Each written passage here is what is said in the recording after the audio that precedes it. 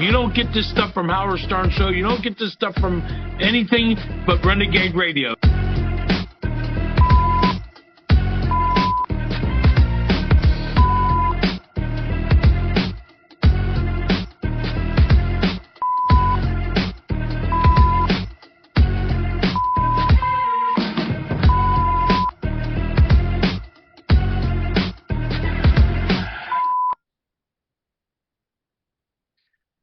All righty. Well, good afternoon or good morning or wherever you are. Good evening and welcome. This is Joe Ray. And today I'm going to do one of my first or second interviews. And today we've got, we'll go by Sean Slauson, or are we going Frankie Slauson, or where are we going here? You can call me whatever you want. Just don't call me late for dinner, I guess. Just go. Yes, sir. All right. We'll start with Sean Slauson from Renegade Radio. All right. And I welcome you, Sean, to the well, this show is technically, I call it Tales from the Couch, even though today I'm actually interviewing you from the kitchen table, so it's all good. Seems like you're interviewing me with the green screen, though. Right. So I don't even know where you're at. You could be in Jamaica that's for true. all I know. Yeah. Well, on the teacher's salary, I do what I can. So. Oh, that's all right. That's okay. I put a background up to represent the show for those that can see the video version of this. So, yeah, that's cool though. That's cool. We can work with that. Okay, sounds good. All right. So yeah, just I guess let's get right into it. Sure. So what is Renegade Radio? Tell the people who have never heard of it. What is Renegade Radio? Well, for those that have never heard of it, at least my version, which I call Frankie Slauson's Renegade Radio, I changed the title only because, since there's a lot of different versions of Renegade Radio, which could be a podcast, it could be a radio station, it could be all types of things. There are a lot of them out there, which I did not realize after when I made the name here about a year and a half ago. But my version is more like podcast form. It's like a 2 to 2.5 hour show, sometimes added with a pre-show as well.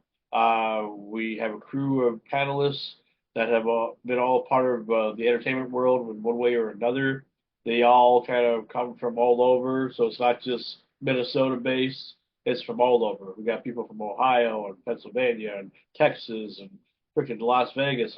Got Wolfman Jack's nephew from Las Vegas, for crying out loud, the closest to Wolfman Jack I'd ever probably get. So that's true. Yeah. So we talk about things. We talk about pop culture, and the biggest coup is that we get some really cool guests. I mean, really people that maybe were famous at one time or currently are doing stuff. We've had people from satellite radio on. We've had people from that are musicians from California that are either independent or people that have done stuff that people don't know about. Sometimes it's the unsung heroes of the entertainment world that people have forgotten about or have no idea exists at one time or whatever. So it's been a cool ride so far, and we're going to be starting season 4 of the show starting next Monday, January 6th. At 6:00 p.m. or 5:30 p.m. my time, which is Minnesota time, so Central time, via Facebook. So, yeah, it's very exciting. Awesome. So how did how did Renegade Radio get started? What got you rolling into this?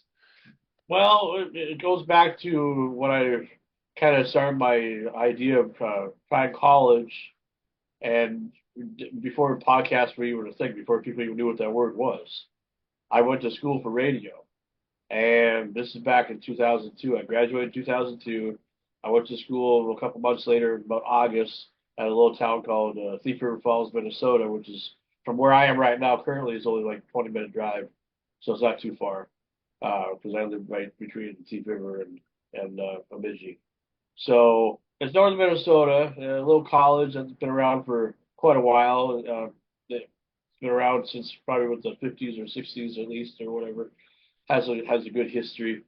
A lot of people have graduated from that place. It's a small college, but one of the coups about it was that they had a radio station over there, and I wanted to be a part of that. I didn't realize that I wanted to be part of that until I got closer to my senior year in high school, roughly about. And so I decided to go to school.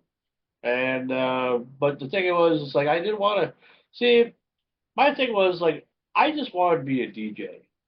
I didn't want to be a salesperson. I had no interest in sell. Like I guess I would learn later that radio is mostly selling yourself.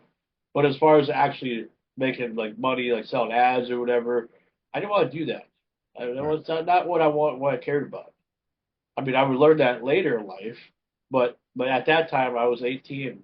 I didn't care about that stuff. I just want to be the next Wolfman Jack. I want to be the next Dick Clark. I want to be the next, some of these Alan Freed. Some of these Right. icons of the radio world that I grew up, idolizing and stuff. You know, but I didn't do so well because they get offered classes that to me had nothing to do with broadcasting, and all I wanted to do was be a DJ. So I didn't do so well, so eventually I would come back later and volunteer, and that's when I got to learn everything about a year and a half later, about February 2005.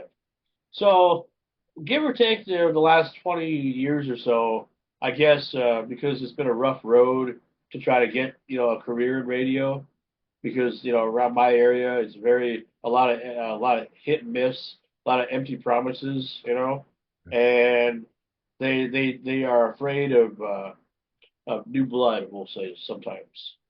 Even though I could make probably make them some money and make them a very successful station, regardless of which station I'd be a part of, Right. but nobody wanted to hire me. The last 20 years, that's all I've heard. I put in applications upon applications upon applications, and nobody. Well, one place hired me, but that was for television. I worked in television for 3 years in South Dakota, but like I wanted to do radio, but I could Right. never get a radio job. So I decided after I was just done with volunteering, at the college because I did it for a long time off and on. About what was it, last year or 2 years ago, I started using Zoom a lot more. Started doing like video interviews like what we're doing right now. Right. And it kind of occurred to me that maybe this could be the thing that I do rather than because it seems like a lot of people know the secret of how to become a broadcaster and do it from your home rather than have to actually do it in the studio.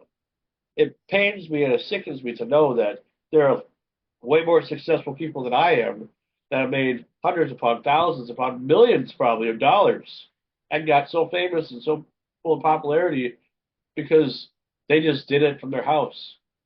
And I don't know how they got the money or how they got the views or what they did, but it's like, well, I could do that. I Right. mean, I could, and all I need is a little time and the right equipment, and probably invest a little money into it, whatever, and see what happens. Well, as we speak right now, we're still doing this for free, but the love of what I've been doing since I started of doing a podcast, it's always been there. So I guess you could say that in 2023, when I was unemployed for a little bit from my previous job at Walmart, I decided that I'm sick and tired of just not doing anything on the internet. I used to do vlogs all the time. I used to do this. I used to do that. When I did shows for the college, it was always exciting, until it wasn't, you know. And so I needed some time away. But then when I started doing the Zoom stuff, I decided that, I want to do a podcast, but I don't want to do it by myself. I could do it by myself. I have done it by myself before, but I don't want to do it by myself anymore. I have people that I know in the business, that aren't in my area, but that, if they see this, maybe who knows? Maybe we can do something. Maybe it'd be fun to, even have them on my show again. Right. Well, I asked some people around, and the first person I asked was a guy named John Lutz, or we call him Screaming Sam. He was a Sam Kinison tribute artist, and he might not look like him now, but Right. because of being older and stuff. But like back in the day, he like 25 years ago, he definitely looked like him. Like seriously, like he was like top notch. So I have him be like the co-host and the co-founder with me, and about August 20th of 2023, that's when the whole thing started, and we didn't know what was going to happen from there, but it just kind of started. So I know it's probably a longer answer than you probably were No, expecting, that's but no, that's fine because kind people of like need. the origin story. Yeah, that's cool. No, that's fine because people need to know the backstory because we like you and I, like, you did the Walmart thing. I did the Walmart thing for 6 years while I was teaching the daytime. And but people need to know the backstory because it's like a lot of people think that this is they want that overnight success. I teach students who are like they don't want to put the work in. And it's like, well, you might have to sweep the floor or go to South Dakota or whatever. Yeah, or And whatever. Yeah, yeah. You just don't know. I mean, life is crazy right. sometimes. And so I guess along the way, what's been uh, one of the I guess what keeps you going? What's the lessons that you've learned along the way that have helped you improve along the way? Probably Or just to never give up, I guess. Because I used to be in the habit because to really tell you my story, I really have to start from like the beginning. right, you know, and to save time or whatever, I'll just tell you that I was born with a cleft palate. I had a learning disability. I was in special ed pretty much all my life of school. I was pretty much told by a lot of people that I was never going to amount to anything because they like to treat people with disabilities like we're like we're the R word, right. and that was pretty much true back in those days because I started to believe that maybe the teachers are right, maybe I won't amount to anything. Not every teacher said that, and not every special ed teacher, but the way I was treated, the way like some teachers would be like, they look at me and they're like, this kid has no chance, no future, no nothing. So I would just quit. I give up all the time. I did it for a long time. When an opportunity would come, I'd be like, too afraid to try it, too afraid to go to the next level. Well, that eventually stopped, and and it stopped because I had enough. I Right. had enough of giving up on myself.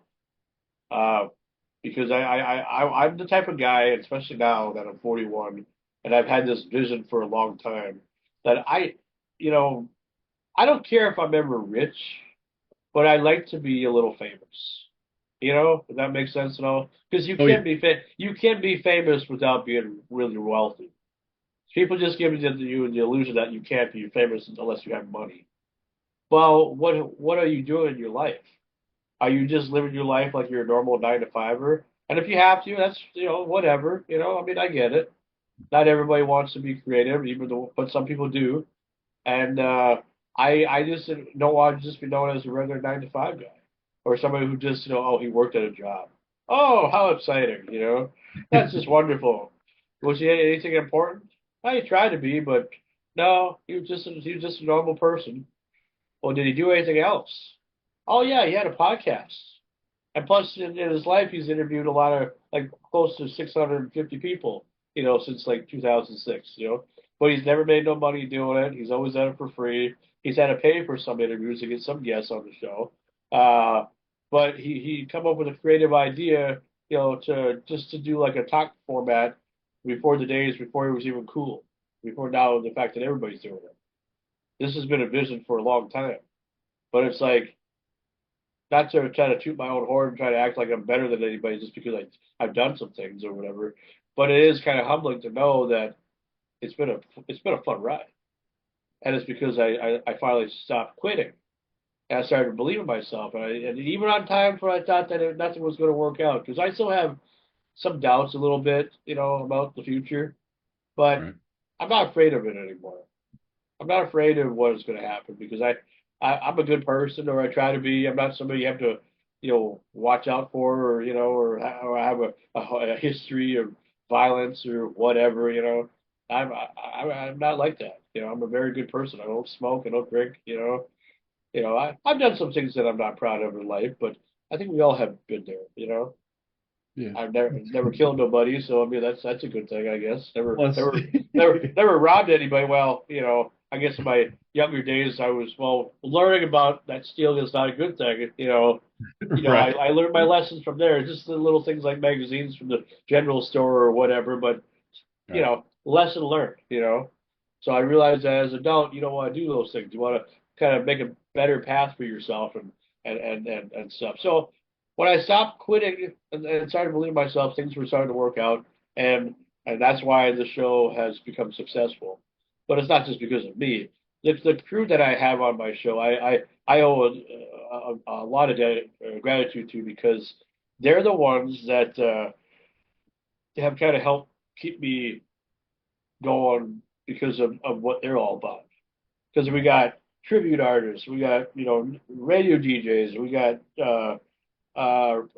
former independent pro wrestler from Pennsylvania, we got somebody who dated a blues person, and the guy passed away here not too long ago, but knows a lot about pop culture and everything. It's just like Right. a mix, and and Right. and, and that alone, I think, puts most of these successful podcasts to shame. Just because there's people that are just normal individuals but want to do something cool in their life, and they all agreed to come on my show because I don't know if it's just because they like me, or if it's just because they like just being on the show. Because I don't pay them. I can't pay them. I don't have any. I don't make enough. I don't make any money to pay them. Right. I have my job, and that's about it. It's just all just come as you are, be as you be, and respect one another, and let's have some fun and let's make some history. So Absolutely. I mean, you like you said, vision. You gotta have and having fun. yes, I think that's where people miss it is that they don't. It's fun. Like they say they want the fame. I've been on. I guess I've been on a few shows. I'm not gonna. It's mostly about you, but and my students will say, "Oh, you're famous," and I'll say, "Fame is overrated sometimes because where I live, it's on the road. It's not like those big Hollywood stars that got those gated security. I'm like, somebody might walk up in my yard. yeah. I'm good. Well, No, they might walk. They might yeah, walk into a septic tank with the hole sure. in the ground. Yeah, that's right. That's right. And hopefully they run right into it. They're Right? good. Uh, it's interesting that you have just a whole slew of people. So, like, what I guess what's the I guess we'll start from the beginning. How did you come across or what was how did you come across these folks that you have on you get your tribute artists like Screaming Sam. Yep. I saw Mama T, right? Is Uh-huh. that Yep. uh, I heard Tanya, it. right? Tried it. Yep. Yep. I spoke with her on the phone. Interesting, interesting.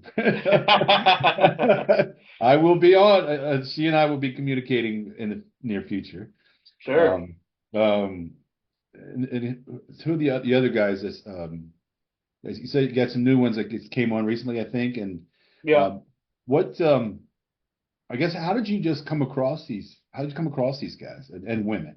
Well, some of these people I've known for a long time in my life, or that I've worked with before, or interviewed before in the Right, past, and like before the days when I was just doing stuff by myself and whatnot. The thing about it, like a lot of these people never forgot how good of a person I was, or how much fun it was to communicate with me, I guess, and how, because I was so interested in their story, and so they want to be interested in mine. right. I think it's all about story nowadays. People like to use the word story all the time. Yeah, Everybody has a story, so it's like that's part of the whole train of life, I guess. To live your story, live your life. But because doing these interviews, I've learned so much about people. Uh, when I ask, because there's good and bad to it, but it's like I wanted to have enough people on the show because in case if somebody can't make it, so right. that at least we know that somebody will make it. Uh, I know I've been told, maybe I got too many people, you know, but I feel like you can never have too many people, No, because all these guys and gals could have said no, could have told me to, no, we're not interested. But they knew that with me, if they trust me a little bit, that we could do something. I don't, I and I didn't know what it was going to become. I was scared too, I was nervous a little bit, but I didn't really know. Sorry about that phone call there. yeah, Uh, I just I was so happy to expand the show, and just to see what it would be like to get more people on. And these people, a lot of them I've known for a long time. I've interviewed some. There's a few that I met over time. Uh, one of the cool things about this is like I've become friends with a lot of these people. So like the John Roberts, the DJ from East Grand Forks, he owns a video podcasting company called Grand Forks Best Source, and it's the only really podcast company in Grand Forks, and it allows people like myself and everybody else that wants to do a show, and there's a lot of them out that come down there that pay for studio time and do their shows from their studio because they don't want to build a studio or do anything to do it from their own places. Most of the time, I do my show from my most of the time it's here at my house, but we Right. remotely do whatever, like through Zoom. And now we're gonna try StreamYard here with the new season, but Okay. uh, I don't know. I guess it's just they all wanted to be a part of it, and there was other people I asked too, and some of the people that you see sometimes we get somebody and then they're not there the next week, uh, but then they come back later. Right. I do a thing, especially if it's somebody I've known for a long time that just wants to come by in passing. I make them an honorary crew member, Okay. so that gives them the title where it's like so they're not like a permanent crew member, but it's like if they want to come on, whatever. Because like I said, I have no payroll or nothing, so nobody's contracted. This ain't like big, big corporate stuff or whatever. This is just as independent can get when it Yeah. comes to this. But yeah, they all liked it, you know, and here we are, How long will they stay with me? I have no idea. That's the biggest mystery every week, but I think we got them for a while. So kind of like and you sort of I guess along the way you sort of have I mean, you got your stable ones who are there, I guess, most of the time. Yep. And sort of have like a revolving, hey, it's like a guest, a party guest just showed up. Hey, come on in and all right, glad you're here, and all right, we'll see you next time, whenever that is. Yeah. Yeah. I mean, it's actually it's helped a lot, to be honest with you, because it's like having all these people. What you think would be just too much, but no, I love it because they're all funny. We Yeah. all have a good sense of humor. We all laugh. The show's, a little bit, adult related sometimes here and there. We say some words that probably shouldn't be saying or whatever, but it's all fun. We're not here to hurt nobody. We're not here to offend anybody. People sometimes get mad about when we talk politics, but hey, if it's a subject that we're going to talk about, we'll talk about it. We're not a political show. We're just an everything show. It's just that near the political time, and I'm sure it'll come up here once January 20th happens. That because that'll be one of our broadcast days, and so yeah, I'm sure we'll be talking about it again. You know, I'm so sure.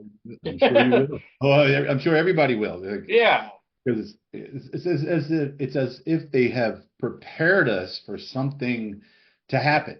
yeah, yeah, exactly. So Because we're all yeah, going to be like, yeah, because I look at the calendar, so that's on a Monday, so that's literally probably about what 3 weeks from now, around roughly, as about of three this weeks. as the recording anyway. So Right. yeah, that'll definitely be a recording day for us. So yeah, And and then next week is January 6th. That's yeah, yeah. I didn't even think about that at all. Just like, oh, it's the first Monday after the holidays, and everything. But whatever. yeah. It is what it is. I mean, It's again. I know a lot ratification. of people. A lot of people will celebrate the anniversary of that or talk about it a lot as they get closer. Yeah. But whatever. It'll be yeah. Yeah, it'll be a big conversation. But that for teachers, that's our first day back. So whatever. Yeah. At least here in Florida. So. One day it'll be in the history books, I'm sure, for what you'll teach like 10 years from now or something. Yeah, they're Probably. like, "Where were you on January 6th?" I'm like, "I was grading papers." I'm not. Yeah. I was lecturing my damn kids, telling them to There do you go, good. lecture. Yeah. So, Yeah. well, that's good. That I mean, have you found that more that I guess are more people enjoying the anything goes conversation versus some talk shows are they're every day it's pound out the same like politics, government policy, or whatever the niche is. And have you found that open or do you getting a lot of audience response or any comments response on having an open show? See, this is the type of stuff that I like to talk about because it's like when I did this stuff when I would volunteer for at the college. Like in the beginning, I would get some feedback sometimes based on the time frame that on. But as it got closer to the later days, and why I gave up on that, because I was doing shows late at night during the week, and nobody would listen. I mean, maybe somebody would listen, but I would get no feedback. And I would put together some really good shows that took time and effort and everything to put together, and nothing was happening. Pretty much since we've been growing, maybe after the first or second episode of season one, yeah, we've been getting some feedback because we go live, we stream it live, and then sometimes I'll air the episode later on YouTube. Because the Grand Forks Best Stores were able to rebroadcast a lot of our episodes Saturday nights at 7, and that helps us get a bigger audience. Because when we started doing that with them, started like this past season here for season 3, we got some good views starting off anyway. Because we had Rod Woodruff, the CEO and founder of the Buffalo Chip Campground in Sturgis. I've had him on my show before when I was in Rapid City, but I had him on the second episode of season 3, and he was telling us about what was going to be coming up for the rally, because the rally was coming up pretty soon.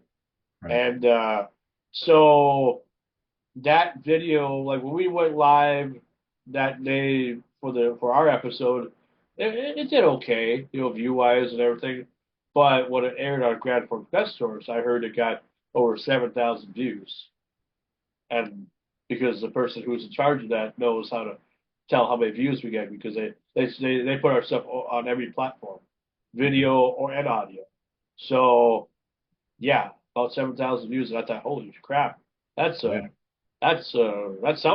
So, but it's just because these people believe in us, and it helps that the owner of that platform allow me to be a part of that platform for nothing, because he's a part of my platform for nothing. So it's like an even trade. So John Roberts, the radio guy, one of the radio guys, from Grand Forks, he's on my crew, and he owns that. So he lets me be a part of it as a way of saying thank you for, let me be a part of your show. So yeah. Other than that, if I was just a regular person, I would probably have to pay for studio time. And I don't know how much that costs or whatever for that, but never really asked at all. It varies. I can tell you that it varies by market and radio station, et cetera, whatever their costs are. I know they've had some shows over there that do really well, like because I've been there for quite a while, since like the beginning, Right. and they've only been there for like 5 years. So yeah, but it helps. It definitely helps. Oh, very cool. Yeah, I guess you've been I'm just I had a whole bunch of thoughts going through my mind. It's like how do I talk every day? It's like, how do I get stuck? I don't know. Yeah, I happens. totally understand, because that happens too a lot of times to me. Right. Yeah, I was looking at some of your I was looking at your Facebook page, and I kept seeing. I said, man, you've been through. I feel you. Like worked at cleaning. Was it Subway, Walmart? I was just looking at right. So it's not like because some people think that when people get on the radio or podcast, they think, oh, I'm just going to get there. And some people, yeah, they do. They go straight in, and that's fine. And but a lot of times it's like anything. You got a grit, you got a road, you got a rugged road. Sometimes you get detoured, and so yeah, it's I'm with you. I understand, and I think that people need to know that. It's like some people have been in the business, like you want to be a Wolfman Jack. And I like, I think I last saw him on, I'm going way back, American Graffiti. I think that's the last time. Sure. Maybe in the late 70s, I saw him like once or twice on some special, and that was it.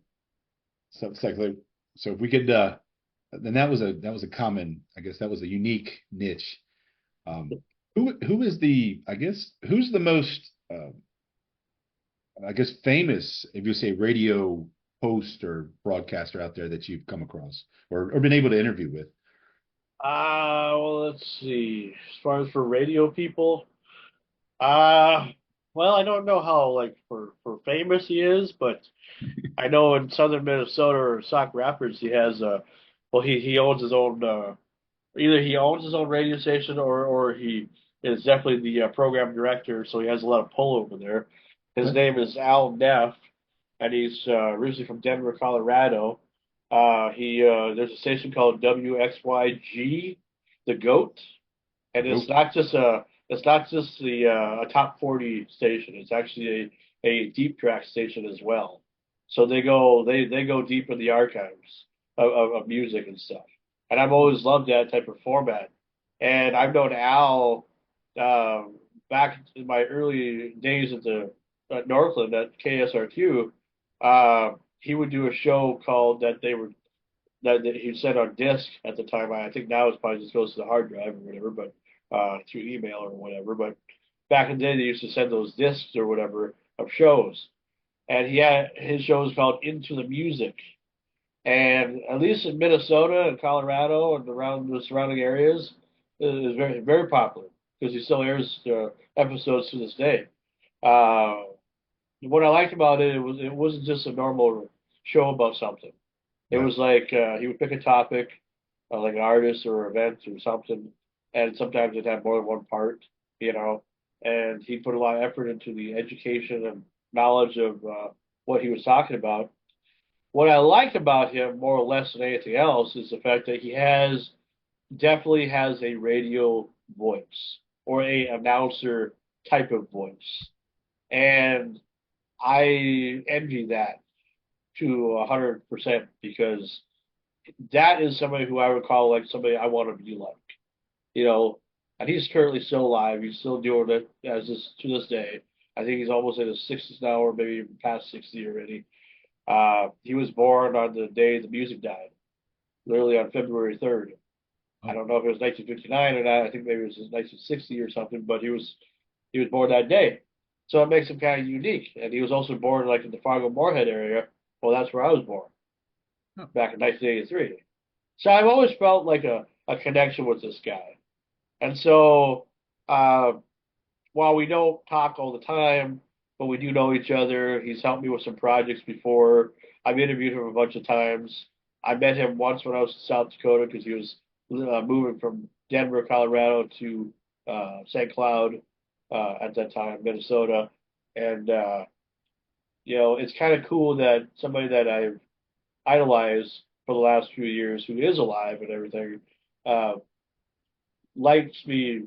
Like I'm on his level. You right. know, I worked so hard to get to a certain level, and I mean, anything he acknowledges that. Like he's like impressed by just everything that I've done, and I'm not nearly as successful as a person as he has been in his life. But yet, for him to be respectful to me and to acknowledge my work, you know, and be proud of that. It's really just an honor just to call him a friend. Yeah. So he Quite. had me last year. He had me on his show, on Right. his like we did like a Saturday afternoon show and where we were talking about some of our favorite songs and whatever. It was kind of a mix between hit songs and deep tracks and whatever. So did like a 2 hour show and uh, yeah, I was pretty. That was one of the first interview time I was ever interviewed. Probably the first time I've ever been interviewed in a very long time. So, yeah, it's Alan F. I'm not. I think he's popular anyway. I mean, I don't know. I mean, he's probably not known worldwide, but locally he's pretty popular. He's got a good show. He's got good work ethic, and he compliments you. That's it. Yeah, If you're aspired, I guess, yeah, that's the yeah. I guess if you're in the business, like we aspire to be somebody, so, that's or right. like somebody, right? Yeah, yeah. 'Cause I like what you said earlier about you said you had the vision, you didn't quit, you keep going. And have you seen a lot of people just who probably could have done something but just gave up too early, or you saw somebody that didn't think that was going to make it, now they passed your expectations? Uh, I guess yes and no, because I come from northern Minnesota, and you got to understand one thing about northern Minnesota. It's a whole different area than where you're living at. You Right. know, because when people think like creative, that's it, people think big time, they think more about like farming or teaching or church or sports. That's all they think about around here. You know, a lot of people are very small-minded. There are a lot of people who I believe could have gone bigger. You know, there are some that I know anyway. There are even some friends that I had that I thought, we're supposed to do this together. Right. And he decided that he was too afraid to take it to the next level. And here I'm the one doing this job on the side. So yes, there are a few. It's just that around here, people more will respect you if you've been like a farmer and stuff, or a teacher, or you've been in sports. If you have that certain last name, then they'll basically kiss your butt, pretty much in your life, and treat you like your royalty or whatever. For me, the road was hard. It was a tough road. You talk about those jobs and everything that you mentioned Right. about. I've had about 30 jobs in my life, and it's because one, I'm not a fast worker. Like there's a lot of things I can and cannot do. Right. My body kind of hurts a little bit sometimes from doing some things, and it's just the way it goes. But I'm not complaining about it. It's just that there's some jobs that didn't work out because of speed or because of other people. Very Right. few times has it ever been me the real cause of the problem. It's just that, I'm just trying to find something that works. And even when I was in television, I thought that was going to be the end all, be all. Well, it was not. Because 3 years, I was there 3 years. I got to be master controller of Black Hills Fox. It was the Fox affiliate in Rapid City, South Dakota. So beautiful Skyline Drive and Black Hills, the center of Rapid City. You know, Right. when you go up the hill and at night when the lights shine and you feel like you're like in Los Angeles, California or somewhere because you're right in the middle of the whole city. So it's like you're like up top. You're like the castle that's on top. And yet, you work for a TV station that a lot of people will watch. And so they bought their competition, Coda Territory was the ABC affiliate in South Dakota, Rapid City, and that changed everything. And what I thought it was going to be a good thing ended up being a bad thing, and I no longer work there. And that was the only time I ever got paid to broadcast professionally. But I enjoyed it though, and I made a lot of friends and I made a lot of memories or whatever. But it just, why could I get a job like that so easily, but yet I can't still get a radio job? That's the biggest question. Even there, when there was like what, 12, 13, 14 different stations, I applied for almost every single one of them. Nothing. Absolutely nothing. Almost got the same response from every single place. No, no, but is it, well, I guess with the radio, because here I am in Florida, Yeah, and it's farming's not, it's a different mindset. Like you said, yeah, it's different. Um, Farming's not the issue. It's like you got the beaches 90 minutes in each direction, or Orlando's down the road. Where you got different diverse thing. Miami's 4.5, 5 hours south, sure. and so and listening to the radio, and you said something where you applied and kept applying. Are the DJs? I guess if you applied for, are they just hanging on to people, or what are they changing their format, or what do you think the radios? They What do you think? claim they claim nowadays that they're not hiring people anymore. But it's like you still need people to do the job. And a lot Right. of these old guys and gals that have been there forever probably should retire. Probably should stop hanging on to whatever dream they have because they've already lived the dream. Let somebody else have the dream. It's all this corporate takeover BS. iHeartRadio taking over and destroying everything. Automation overrules a live person in a studio anymore. And it's not just the fact that you can send a show and have it be syndicated. That's one thing, but that's not the reason why it's hurting our stations and everything. It's the fact that a lot of people just don't want to let a person like me come in there and think that I know what I'm doing, even though I could probably do a better job than most of those people, because Right. my passion has always been there. But you got these people who, because they're in radio, they feel like they're better than everybody else. Like we're all the little people. Like I'll never be on their level, but I don't have to be on their level. They're not on my level, as far as I'm concerned. It's to a point where I just like it's embarrassing because I guarantee you, and I say this a lot because I do believe that this would be true, that if I would have just graduated or been around maybe 10 years sooner, or maybe if I would have took the broadcasting stuff a little bit more seriously or whatever, Right. life would be a lot different right now. I guarantee I would be right now working full time somewhere, whether it be a radio station, TV station, hosting something, whatever.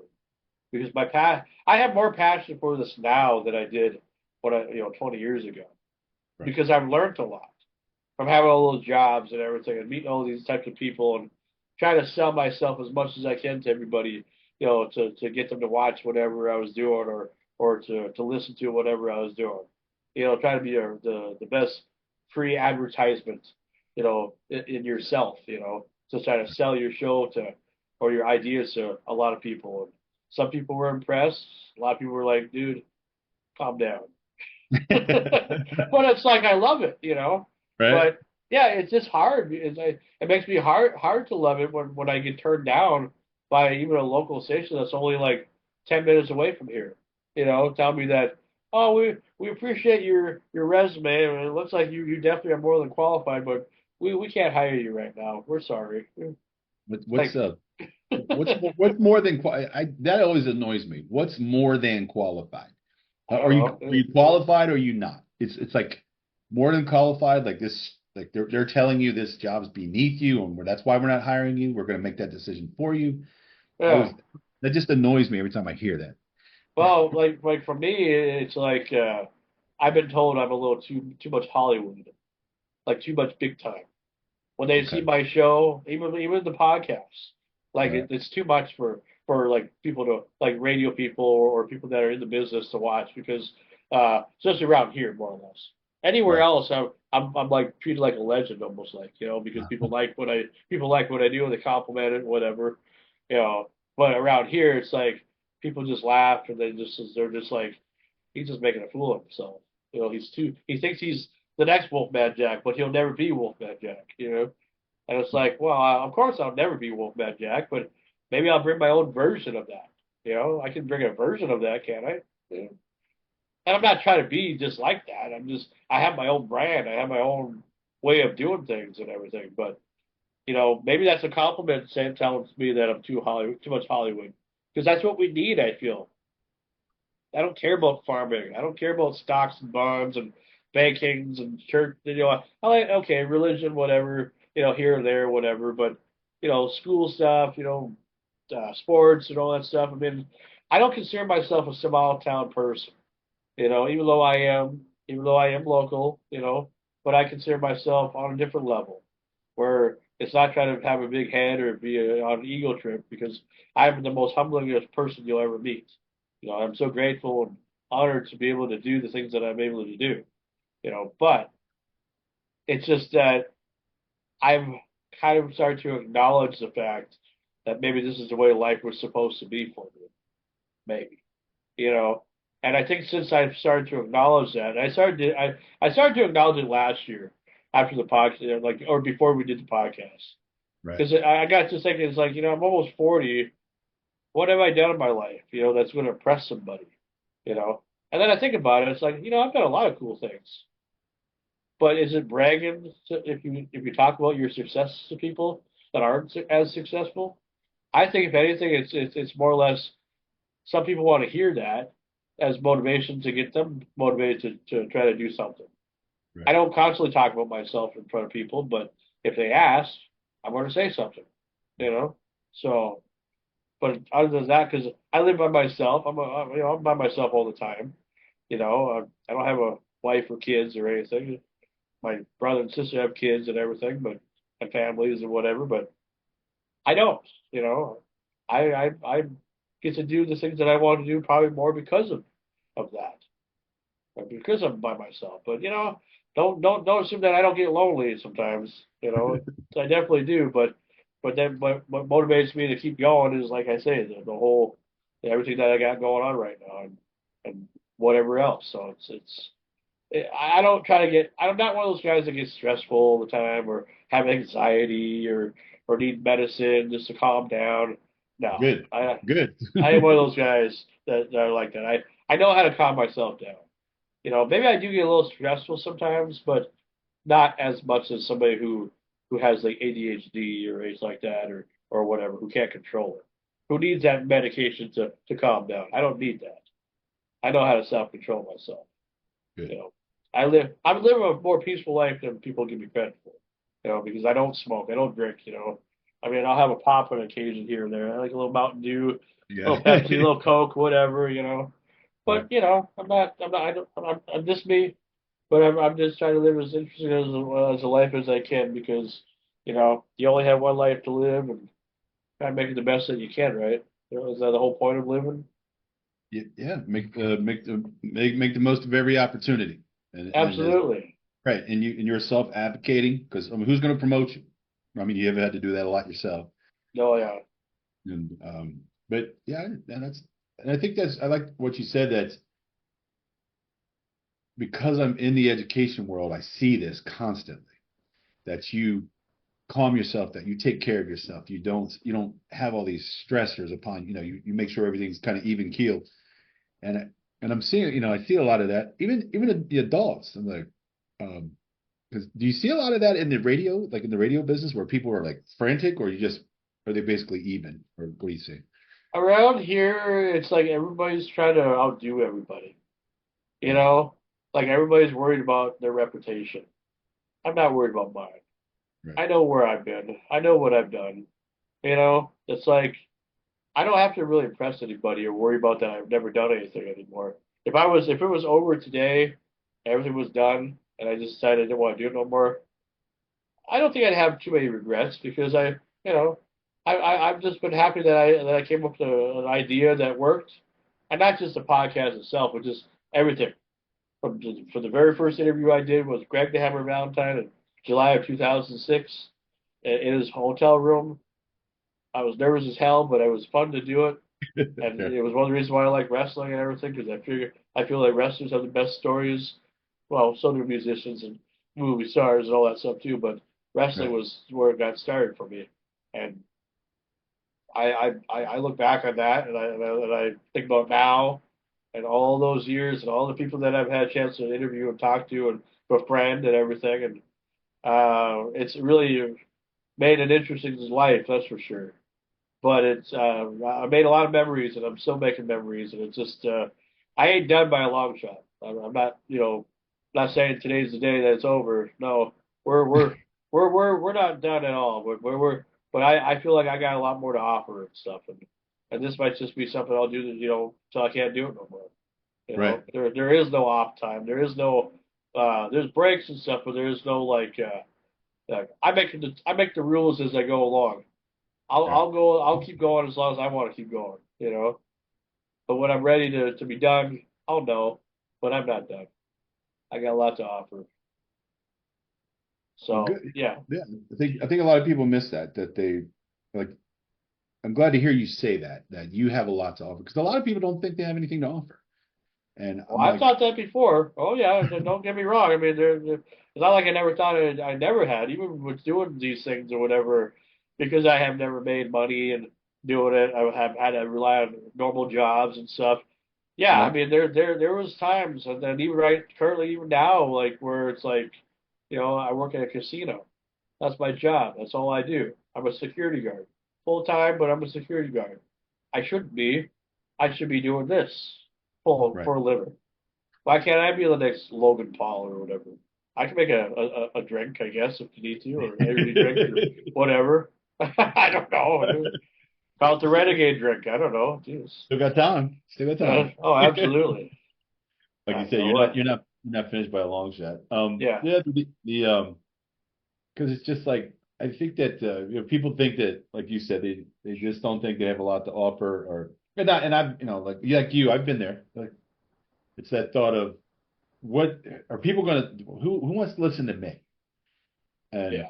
and but I like what you said that you said it was time to you just got tired like look there's a time for a change and I Yeah. think it's like that common saying that I guess people change when they get uncomfortable they're just tired of where they are it's time to roll.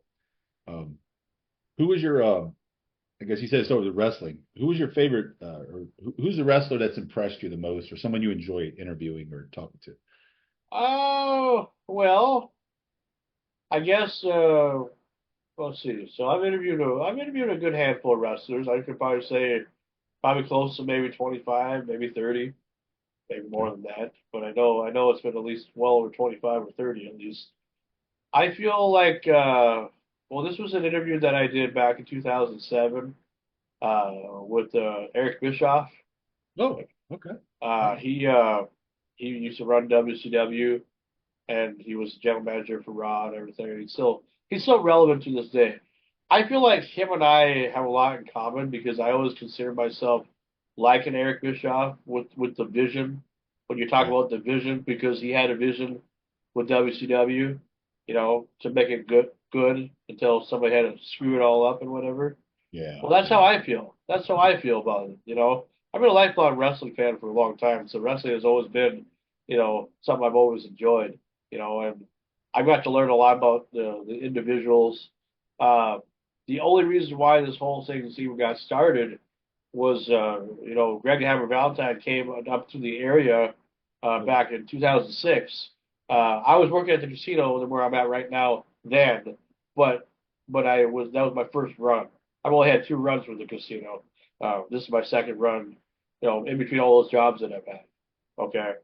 So the first run was from 2006 to 2008.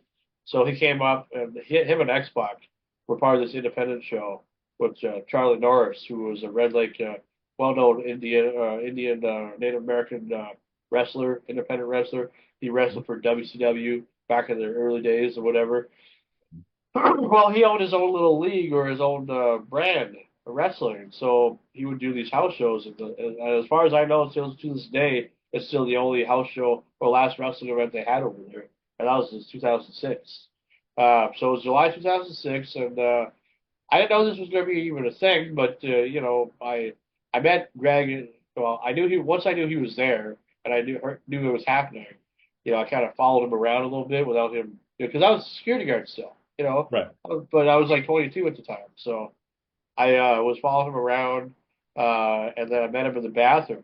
And in the bathroom, Nice cornered. I asked him, I said, well, if we could do an interview, like I was because he said he knows that I was trying to follow him around. I was like, what's your business? I said, well, you won't believe this, but I'm not just a security guy, but I also do like interviews. Well, I've never done interviews, but I do radio. I'm learning about radio. I volunteer. And so I said, would it be a possibility if we could do an interview tomorrow? Like since you have the whole day before you do your wrestling and everything. And he said, sure. He didn't hesitate. I Nice. was like, okay. Now at that time, I didn't know really how I was going to make it happen. I Right. didn't know if it was going to happen, if I was going to be able to deliver. But and I thought maybe he just lied to me, just so I'd stop following him or whatever. Right. And don't get me wrong, it wasn't trying to be a stalker or anything like that.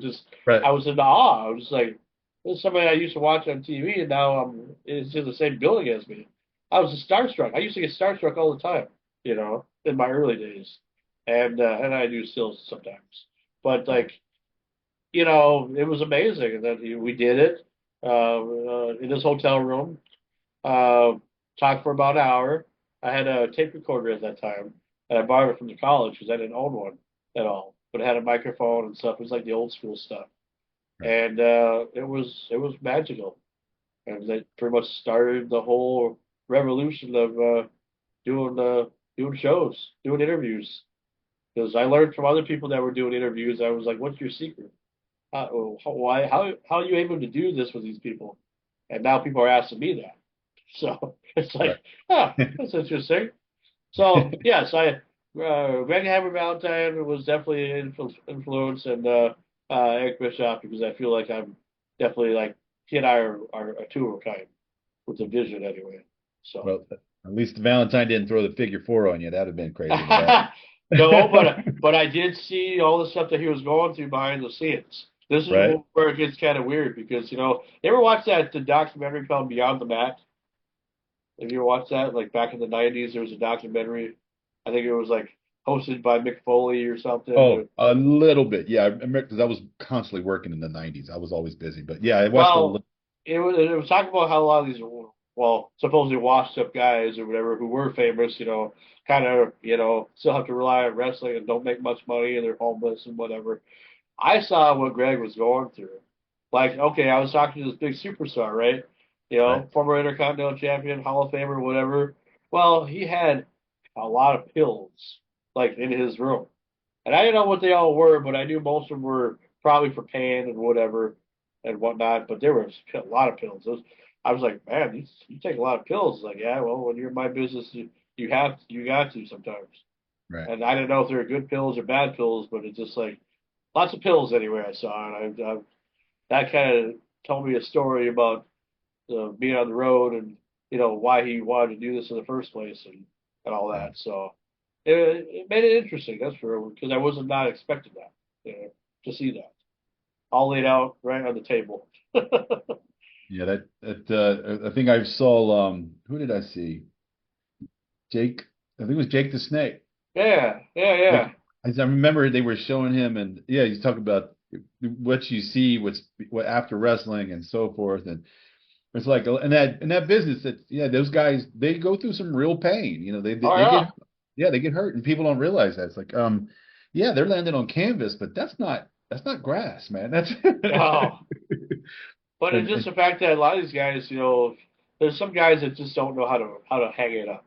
Like Ric right, Flair will never know how to hang it up because Ric Flair will end up dying just being drunk somewhere or something or getting in a fight with somebody. I mean, the right, guy's almost 75 years old for crying out loud. He's still, acting like he's like in his 30s or whatever. yeah. Who was it Hulk Hogan's down here. He's here Oh in Florida. yeah, And yeah. actually, him and Jimmy Hart, I think they're connected in some way on a karaoke Monday night, some kind of something or other. I haven't been yet, but my friends Uh-huh. who do it are like, one of my friends, he dresses up like the Ultimate Warrior and he won karaoke that way because it was WWF wrestling fan night or something. So he Yeah. dressed up as the Ultimate Warrior and did a karaoke and won first prize. And I think Hulk Hogan was there that night, and of course Jimmy Hart. And so Tampa, I mean, of course, just Florida and the Tampa area, that whole area has been, who was down there? Savage, Macho Man was there, lived there for a while. Um, uh, Well, then they have the Performance Center down there too in Orlando, I believe yeah, still. yeah, we Yeah, got for the WWE anyway. Yeah, they got the school of wrestling down the west coast of Florida in Tampa Yeah, area. So they've got all yeah. kinds of fun stuff I've that never been down there. I would love to go to Florida sometime, but I've never been there. Well, I've just heard about it and seen photos and video. it's a good time to come now because it's 68 degrees. I think in Orlando, I think maybe Orlando or whatever, they just had a AEW event here just the other night. World's End, I believe, was just over there. And there's a lot of there's a lot of local events that just uh I didn't even know about until a couple years Yeah, ago. yeah. So Oh, that's very good. interesting. That's interesting. So if you ever get a chance, come on down and I guess in Minnesota, did you ever have you ever had a chance to talk to Jesse Ventura? Because he's up I there. don't know. No, I mean he's one of those guys that, well, especially nowadays, he's just definitely somebody that's a lot harder to reach because he's very well, let's just say on some interviews that I've seen, he's very picky at who interviews him. Okay. So, I mean, I like to think that there's a chance, and I'll say never, but you just don't know, what this guy Nick's plan will be because he kind of lives an eventful life too now, and he's Yeah. now new contract with WWE, so he's going to be kind of in charge of announcing for the Saturday night's main events. They brought that back, and I think Oh, they're going to be doing a once a month deal now on NBC before like big pay-per-views and whatever. So because the next one will be January 25th, and I think that's from San Antonio, Texas, I think. okay. Very So, cool. So yeah. there we go. We're up to date so far on that. Awesome. Absolutely, absolutely. All right. Well, I appreciate you being here, and Hey, no problem. No thank problem. you for the allowing me. You're my second interview. All right. Oh, okay. So you You're haven't at the been top. doing it. You haven't been Not doing long. interviews that much. Okay. Not that Wow. much. I usually interviewed my children. Like, where's your homework? Tell me about tell me about number Wow. 4. Tell me the Yeah. process. Yeah, I do Okay. interviews every day. They just don't like it. Okay. All Okay. right. Well, that's good. I'm glad I could be a part of it there.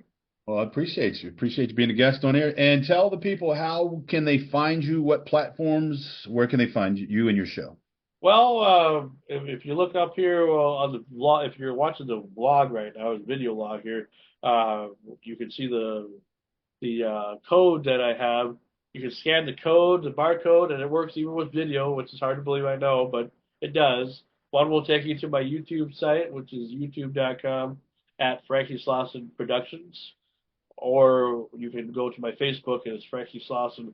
You can find me Frankie Slauson on Facebook, or go to the Facebook page FS Radio 2, which is Frankie Slauson's Renegade Radio page, and Awesome.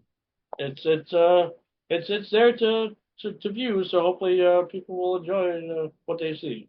And you said you're going into season 4, so they can pick up, they can go back and look at all the shows and see how you've gotten there and all your beautiful people. Yeah, I'm constantly uploading the season 3 episodes. So we're on number. I just did episode number 11, so we still got like 8 more episodes or so to upload from the season. But I've been kind of slow about it here and there. But I figure once a week or twice a week I'll upload a video, just an episode anyway, so people can watch if they want and get caught up. And yeah, season 4, we got our first guest will be his name is Josh Blevins. He's from Tennessee. He does a Ernest P. Worrell tribute. So Oh, nice. that'll be fun. That will be fun. Very cool. Awesome. Well, appreciate you. Thank you. And Yeah. for all those who are listening, this has been and watching wherever you are. It's been Joe Ray with Tales from the. I say the couch, but today's from the kitchen table. So the kitchen, you gotta love it. That's what's the best place to have a conversation usually, right? Kitchen That's table. right. That's right. Yeah, we appreciate having Sean Slauson on, and remember it's go to youtube.com at Frankie Slauson Productions, or facebook.com/FSRadio2, and you can find them there. And I thank you all for joining us today. We appreciate you, and catch us next time. And this has been Joe Ray, Tales from the Couch. Thank you. All right. Thank you. All right. Let me stop the. How do I stop now? Now I'm gonna have to edit this out. How do I stop my recordings? Where we at? Where we at? Oh, here we go. Stop.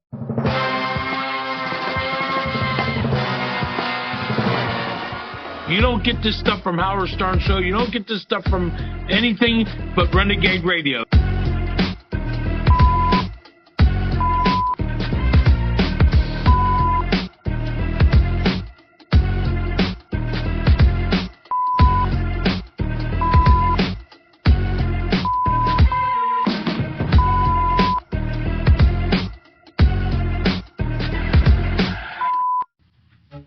Well, hello, everybody. It's Roach Fox here on Stupid Ass Questions, and we had a stupid ass asker send a question to me, and this is what it says. It says, the other day a man came up and licked my bike seat and ran off. I wiped the slobber off before riding, but I'm afraid I may have contracted something. Is pedophilia contagious? Will I be the next psychopath, or are these thoughts just the normal process of becoming bicycle curious? Well, my friend, let me just say this to you. Since these are basically all bicycle related, let's just shift gears for a moment. And you seem to have some phobias regarding saliva, so let me just go ahead and spit this out. Sorry. Pedophilia. It's not related to any bodily fluids, so get a grip, shift into low, and don't worry, it's all uphill from here. As far as being psychopathic, same deal, non-slobber related, but advanced psychopathics actually get addicted to an even more expensive habit called Hartley-itis, so it's better to go ahead and nip it in the bud at the earlier stages and remove those training wheels and get on with your life. Now, as far as being bicycle curious, you must ask yourself, am I different than all the other spokes in the wheel? Does my life go round and round only to find I'm stuck in the same spot? Have people put clothespins and baseball cards on me all my life, only to hear a slapping sound. I mean, I'm not saying I'm all in a huffy, but it's better to schwinn than lose, and I'm not really trying to peddle any propaganda, but let me just say this to you. If you just keep your balance in life, you'll never have to pick yourself up and dust yourself off. Now, climb up there on that bicycle of life. Don't worry, that slobber's evaporated. See you next time.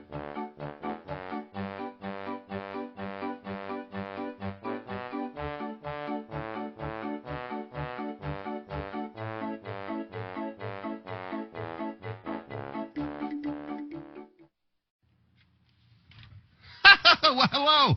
This is Runch Fox, and we do have another question here at Stupid Ass Questions. I want to welcome everybody to StupidAssQuestions.com. Why haven't you ever been here before? Is that a stupid ass question? I'm not sure if it is or not, but you're probably a stupid ass to even come here and look for a stupid ass answer. But that's okay. We're glad you're here. Here's today's question. Someone wrote in and they said, I read that syrup is a great moisturizer for your hair, but when I woke up this morning, my head was stuck to my pillow, and the cat was licking my hair. Was I supposed to wash it out before I went to bed? So as you can see, today we're going to be talking about some wonderful cosmetic applications to enhance your overall appearance. Now, in your case, we're going to want to make lemons out of lemonade. I mean, were you supposed to wash it out before you went to bed? Let me ask you a question. What do you do with a regular moisturizer? I mean, folks, there is a certain amount of common sense that comes along with this particular question. What type of syrup are you using? You know, corn syrup is actually in a lot of products, but today I want to focus on maple syrup, if I may. And what we like to do is actually pose this question. I know I'm supposed to answer it, but there's nothing like a little bit of input from other people. Sometimes we have an expert or a diamond in the rough that could really share that with us. Let's go to the phones. Hi, Stupid Ass Questions. This is Runch Fox. Who's this? Hello, Runch Fox and Stupid Ass Questions. This is Aunt Jemima. Who is it? Aunt Jemima. Aunt Jemima. How are you? That's right, Aunt Jemima. And I mean, to tell you something about the maple syrup, it's a wonderful, wonderful thing. I, too, was stuck in the situation similar to what you're talking about. My hair was stuck to the pillar. And not only was it a regular pillar, it was a wonderful Egyptian 7,000 cotton, what's it called, 7,000 threads. Yeah, that's it, 7,000 threads of Egyptian cotton. Now, one of the wonderful things about the cat, which is also related to Egyptian culture, is the fact that because of the sandpaper tongue, they literally removed all the syrup from around the sticky area, and there was no pun intended, but I do want to tell you that the cat got a sugar rush. It started running around. It was doing a lot of things. At one point, it thought it was a cow. Then it wanted to commit suicide. Then it thought it was a gangster. And then he had the sugar rush, and he just kind of crashed and went to sleep. But I'm going to tell you something. Uncle Ben really did like the fact that yours truly, Aunt Jemima, was using the syrup as a conditioner. Now we have a wonderful product because we can use organic things as well as natural things. We have a brand new, Uncle Ben came up with this, by the way. It's a minute right mousse. A minute rice mousse. So you might want to consider next time washing it out. But in the meantime, folks, I'm doing everything I can right now to say, please buy Aunt Jemima and Uncle Ben minute right mousse. Because I have a hard time saying rice. I said right. Minute rice mousse. Say that 3 times fast. Minute rice mousse, minute rice mousse, minute. Yeah. I can't say it, but I do hope y'all buy it. You have a nice day. Well, thank you, Aunt Jemima. I don't know if that answers our question, but the bottom line is this, folks. Never go to sleep with the maple syrup in your hair. I mean, first things first. What you want to do, the right way to do it is you want to brush your hair, get the tangles out, wait till they're gone. Then you want to get in the shower, completely coat your hair, cover it in maple syrup, and then after you do that, you get out, you wrap it in a bath towel or a shower cap. Do that for about 30 minutes. Then you want to rinse it out with warm water. Now, remember, don't use shampoo at this point. And you want to do it the night before and not early in the morning because it will be sticky. So on behalf of everyone here at the Stupid Ass Questions, we hope this answers your question. Be kind to animals. PETA is watching. Have a great day.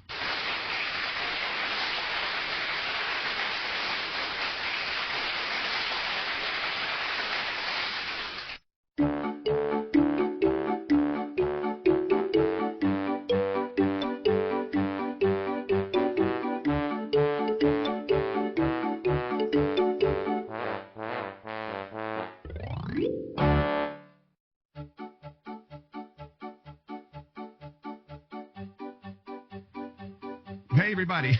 It's another day here at Stupid Ass Questions. Yours truly, Ronch Fox, and today, here's the question. It is, I deliver prescription drugs to people who can't get to the pharmacy themselves. Now, would it be wrong if I replace some of the people's drugs with Tic Tacs? They come in many different colors, so they'd never know as I would match the color to the pill.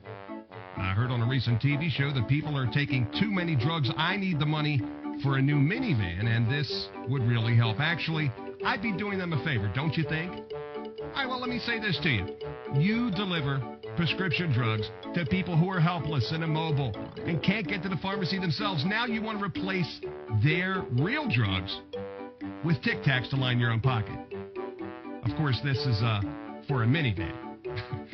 Let's talk about this logically. Now, you're a friggin' delivery boy. If you collect cash, you still have to turn the money in when you get back.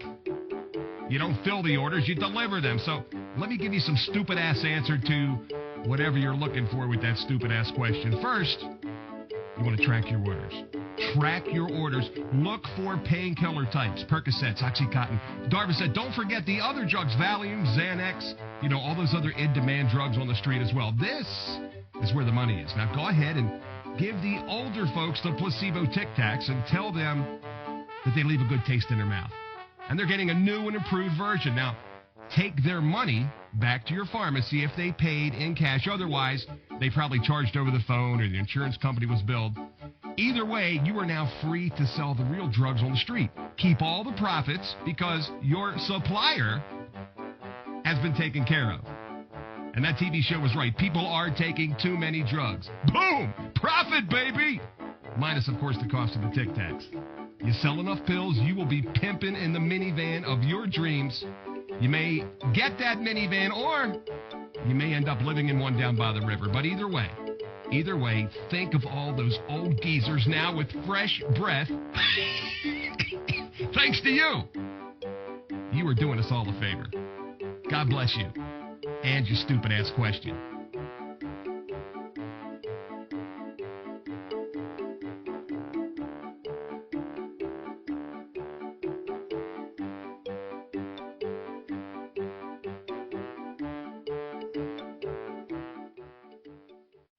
Hey, everybody, it's Roach Fox, day 5. Thank God it's Friday, the final day of Stupid Ass Questions. And I got to tell you, I saved the stupidest ass question for last. And now I see why they call this Stupid Ass Questions. And I vow to give you the best stupid ass answer I can.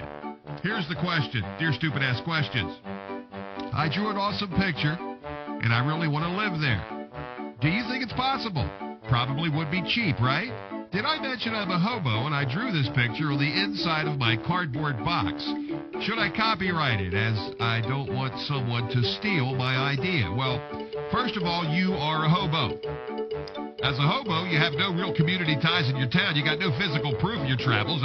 Your past places of residence, where were they? Who knows? And yet you could be an easy scapegoat to blame for what, say, local crime the police can't otherwise solve. Now, you do have your own eccentricities, Mr. Hobo. You can have your baseball cap, your backpack, your footwear, your clothing. And now on the forefront, thanks to you, you bring art into the picture. Not just any kind of art, hobo art.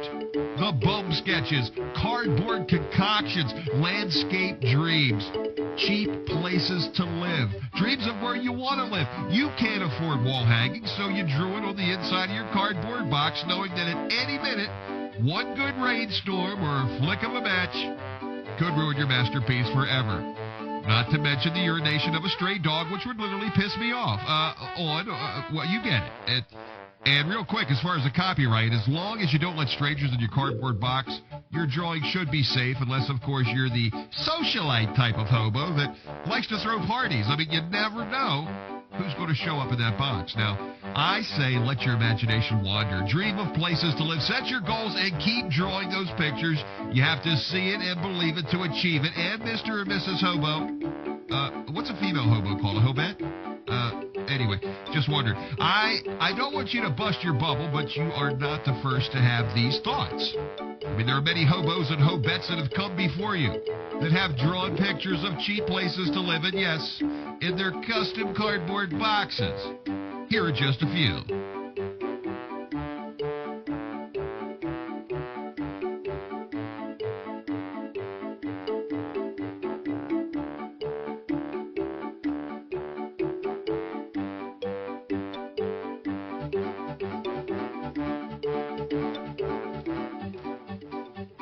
So there you go. Now, in closing, you don't have to be a poor, unemployed human being. You don't have to be a transit. You don't have to be anything. You could be like a guy named Dan Price, the hobo artist.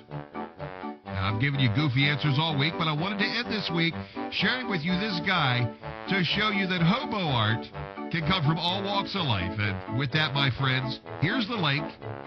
Go to it right now. Read about Dan Price. Check it out.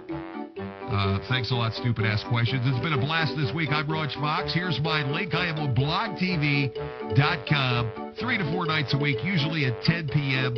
Arizona time, which is midnight Eastern Standard Time. So if you're a night owl, come on out and hang out with me, Roach Fox, and the Foxcast. So Stupid Ass Questions, thanks again. Check out Dan Price. We got stupid. We sang to you. We gave you video. We gave you audio. We did some slideshow presentation, and now we give you some viable information to go read about Dan Price, the hobo artist. That's all I got. Thank God it's Friday, and Christmas is next week.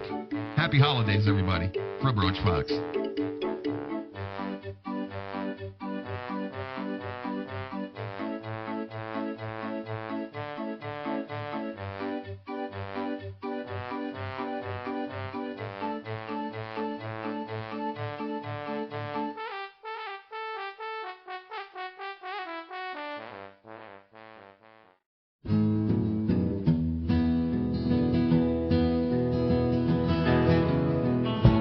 Closer than brothers, souls combined. In each other's talents they did find a way to lift the spirits high, to wipe away the hardest sigh. In honky-tonks and county fairs, their laughter echoed through the air.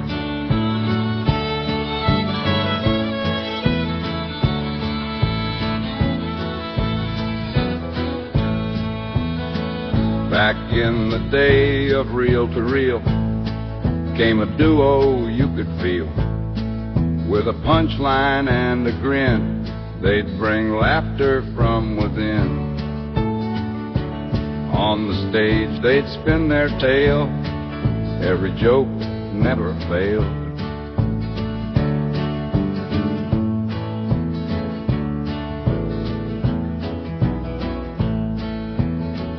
With guitars and that country blend, lines so sharp they'd never bend. In honky-tonks and county fairs, their laughter echoed through the air. Side by side they'd pave the way, legends of comedy to this day. Through the heartland they would roam, turning every hall into a home. Every town knew their names. Williams and Reeve would go up in flames, with cowboy hats and boots so worn, their legacy was born.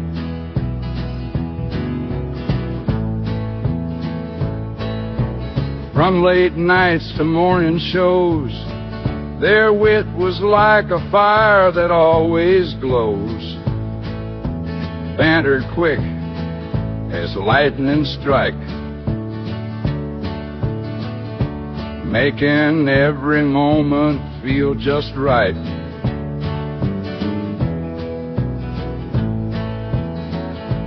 They'd bring tears of joy and cheer, a name that echoed loud and clear, rolling through the years with ease. Williams and Reeve, they'd always please, strumming strings and telling tales in a world where laughter never fails.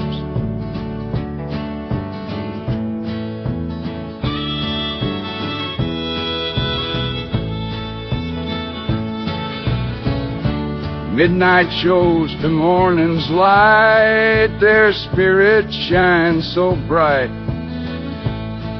In dusty bars and rodeo stands, with jokes and songs that fill the land, became a pair like none before. Williams and Ree we still adore. Their laughter healed in troubled times, smooth as whiskey, sharp as chimes.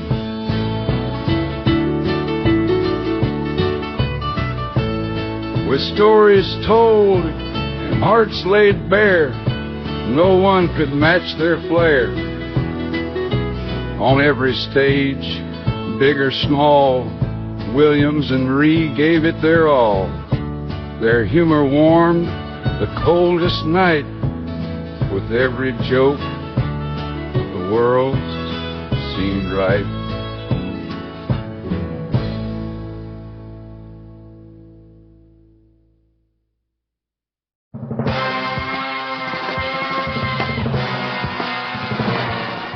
You don't get this stuff from Howard Stern Show. You don't get this stuff from anything but Renegade Radio.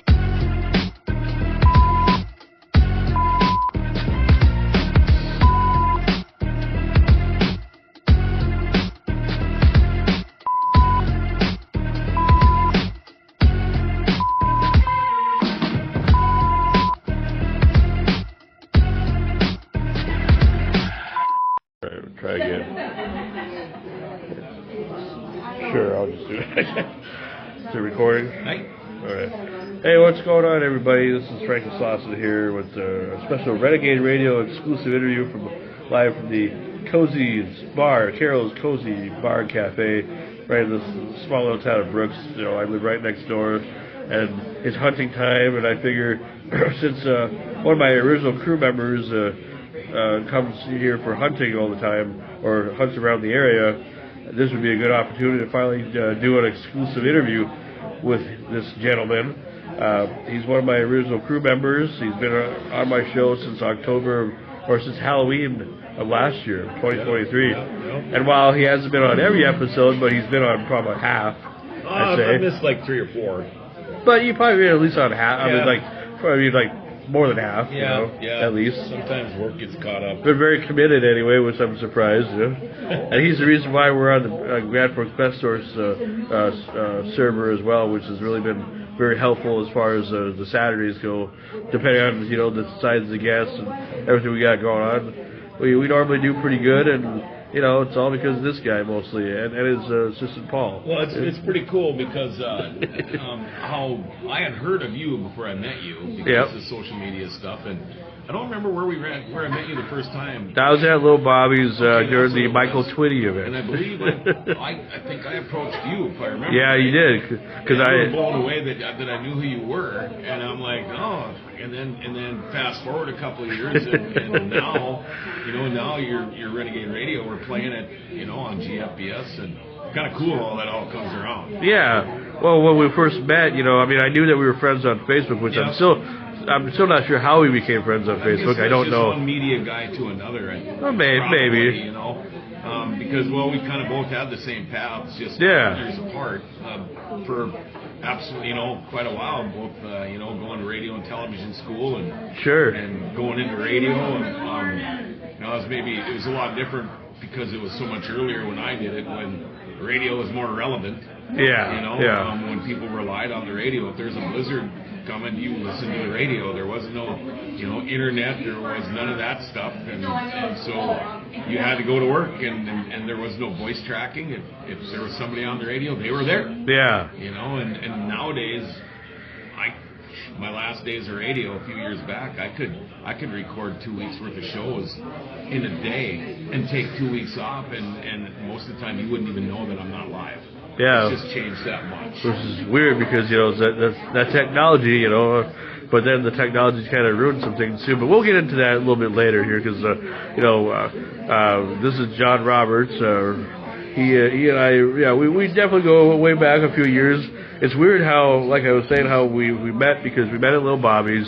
And as I've told you the story, I always, when you came up to me and said who you were and everything, I didn't know you from Adam because I assumed you were just like any other radio guy, like, oh, it's nice to meet you, but screw you type of thing, kind of thing. It's happy to meet you, but it's like, because I've had that experience before in the past where a certain individual, who's blind and they call it a dog or whatever, getting those type of ego type of trips. But I mean, after I got to meet you and everything, then I realized that I think I looked you up a little bit on Facebook and seen that you've done a lot of things.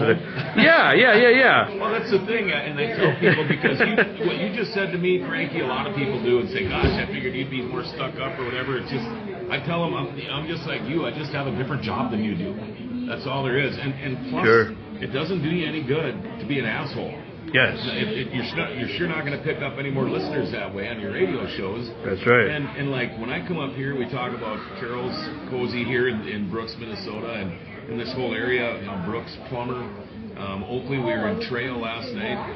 I love this area. My great-grandparents homesteaded in Terrebonne, just down the road here. Yeah. And I love coming up here because people know me. A lot of people here know me by my real name. Oh yeah. And I don't have to be John. That's a different story. Well, I mean, in a way, it's your story because it's the truth. I mean, you live your normal life. When you're like growing up and everything, or the areas that you're raised, and then you come here, or then when you get your career, or job or whatever that and then if you're able to give yourself an alter ego. Well, I didn't give it to myself. Well, I did, but I was told that I had to change my name.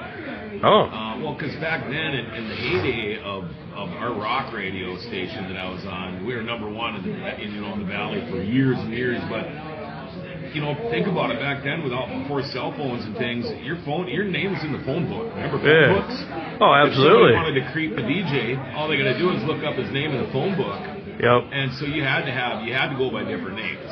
Sure. And I just did a little word wrangle with my first and middle name, and it just went from there. But, I haven't been in radio now for a few years, except for just doing sports play-by-play. But everybody still knows me as that name, so I just kept it when I went into the podcast. So, do you think it's also like protection for yourself, kind of like in your family, kind of, if you have a different name? I guess it could, but my wife is very active in my social media and what I do. Yeah.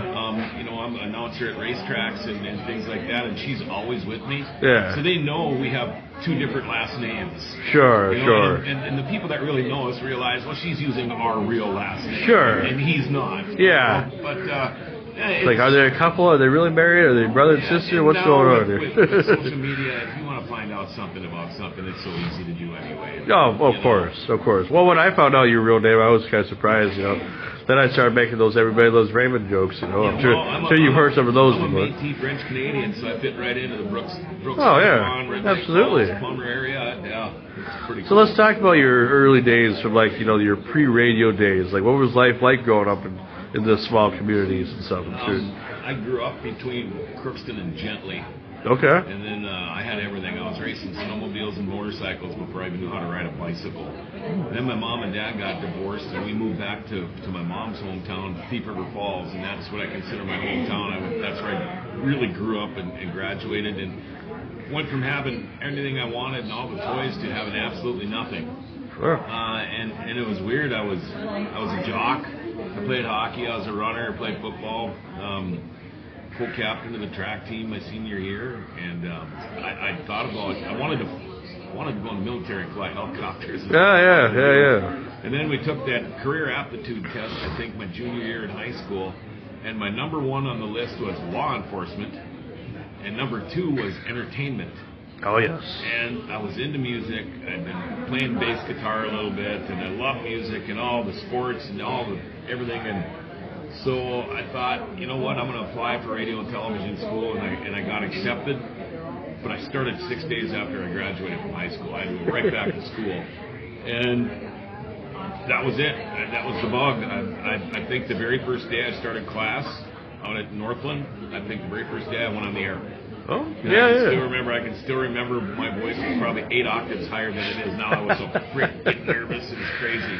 So you had those butterflies and everything, and you just wanted to do a good job because this is what you wanted to do. Yeah. And now talk in front of thousands and thousands and thousands of people, and it's no big deal. So that's when the shyness kind of went away, or you probably were never shy at all. Yeah, I don't know if I ever had it. There's times I get nervous. Yeah. Yeah, there's. I did a Republican caucus thing a couple years ago where I was the only media there, and I was also the moderator and the MC. And I was really nervous there. That was a little out of my wheelhouse, especially when you put me in a suit and tie. Oh, yeah. Hat and shaven. You look totally different. Yeah. You're like, who's this guy? Is this a rich guy? And they don't realize who I am until I start talking. And I go, oh, God. So, did you have any siblings or anything like that you... I got a sister. She's down in Alabama, right along Floribama, a beautiful place down on the Gulf. You say Floribama? That area Floribama. Oh, I never heard of that before. It's right by Florida. Oh, it's like between the border of the states or whatever. Okay. Area Floribama. Oh, I thought it had to do like the floor of Alabama. And she's in Fairhope. Okay. And she's a class younger than I am. Christine. And I had a younger brother, Frankie, was killed in 1990, 89. He was 20 years old. Okay. But that's it. Okay. My mom still lives at Thief River. I live outside of East Grand Forks, Minnesota, right connected to Grand Forks. But I mean, like, did you guys do anything like what? I mean, growing up together, did you have any, fun things you like to do together, like as siblings, or was there too much of an age gap? No, but my sister was a lot different than I am. I was so involved in the sports, and so was she. She was a really good volleyball player, and then got in a head-on car crash. Oh. And messed up her neck pretty bad, and so she had to give up the sport. I kept on, but she went to school right away at university. Well, I was already done with radio. I got in and out of my radio so fast. I was working right away, and so she went to university and then left early to go be a nanny in Connecticut, and then started working for a precious metal exchange company, and then she went to work for Penske. Okay. And now she has worked for like GM, Isuzu, whatever, for probably 25, 30 years. And wow. So she's moved from Connecticut to Arizona, back to Connecticut, and now she's down in Alabama. So, so we didn't, I mean, growing up, I had an aunt and uncle that had a resort up in Ontario, so we did stuff like that, and we'd go to the lake once in a while, but no, my mom, I'd schlep us to my dad's house for a month in the summer, or I'd go stay with friends in Crookston, but no, we just didn't do a whole lot. My brother was a little bit younger, so he had his own set of friends, but yeah, we were all just busy doing our own thing. I suppose when your brother got killed, I mean, that really kind of changed everything in your life, I'm sure, that moment. It did. Well, it changed for my mom, especially. Okay. She struggled for a long time, but it is what it is, Sure. He was a good kid, and I'm glad I got really good memories of him. What do you think life would have been like had he not have got killed?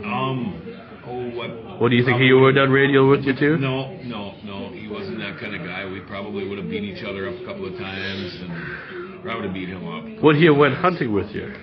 Yeah, he would have. Okay. He probably would have been fishing too, of course, I fish a ton, but he would have. He was into that stuff. How about your sister? Was she into that too, kind of like her?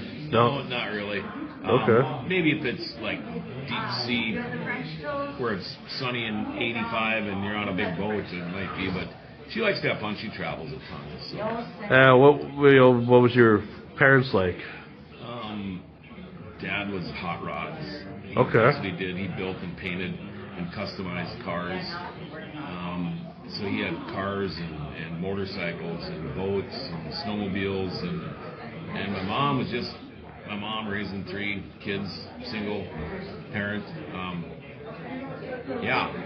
When my dad died, he had about 300 cars. Oh wow! He had yards, lots. Okay. Actually, lots, like junkyard lots, full of stuff. It was pretty crazy.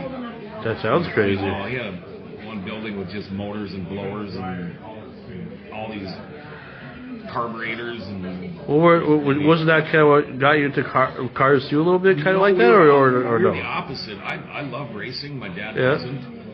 My dad was the kind of guy that, like, I spend my whole life building these cars to make them look good, and you idiots go out and wreck them. Oh, sure. The thing is we don't race that kind of car anymore, Dad.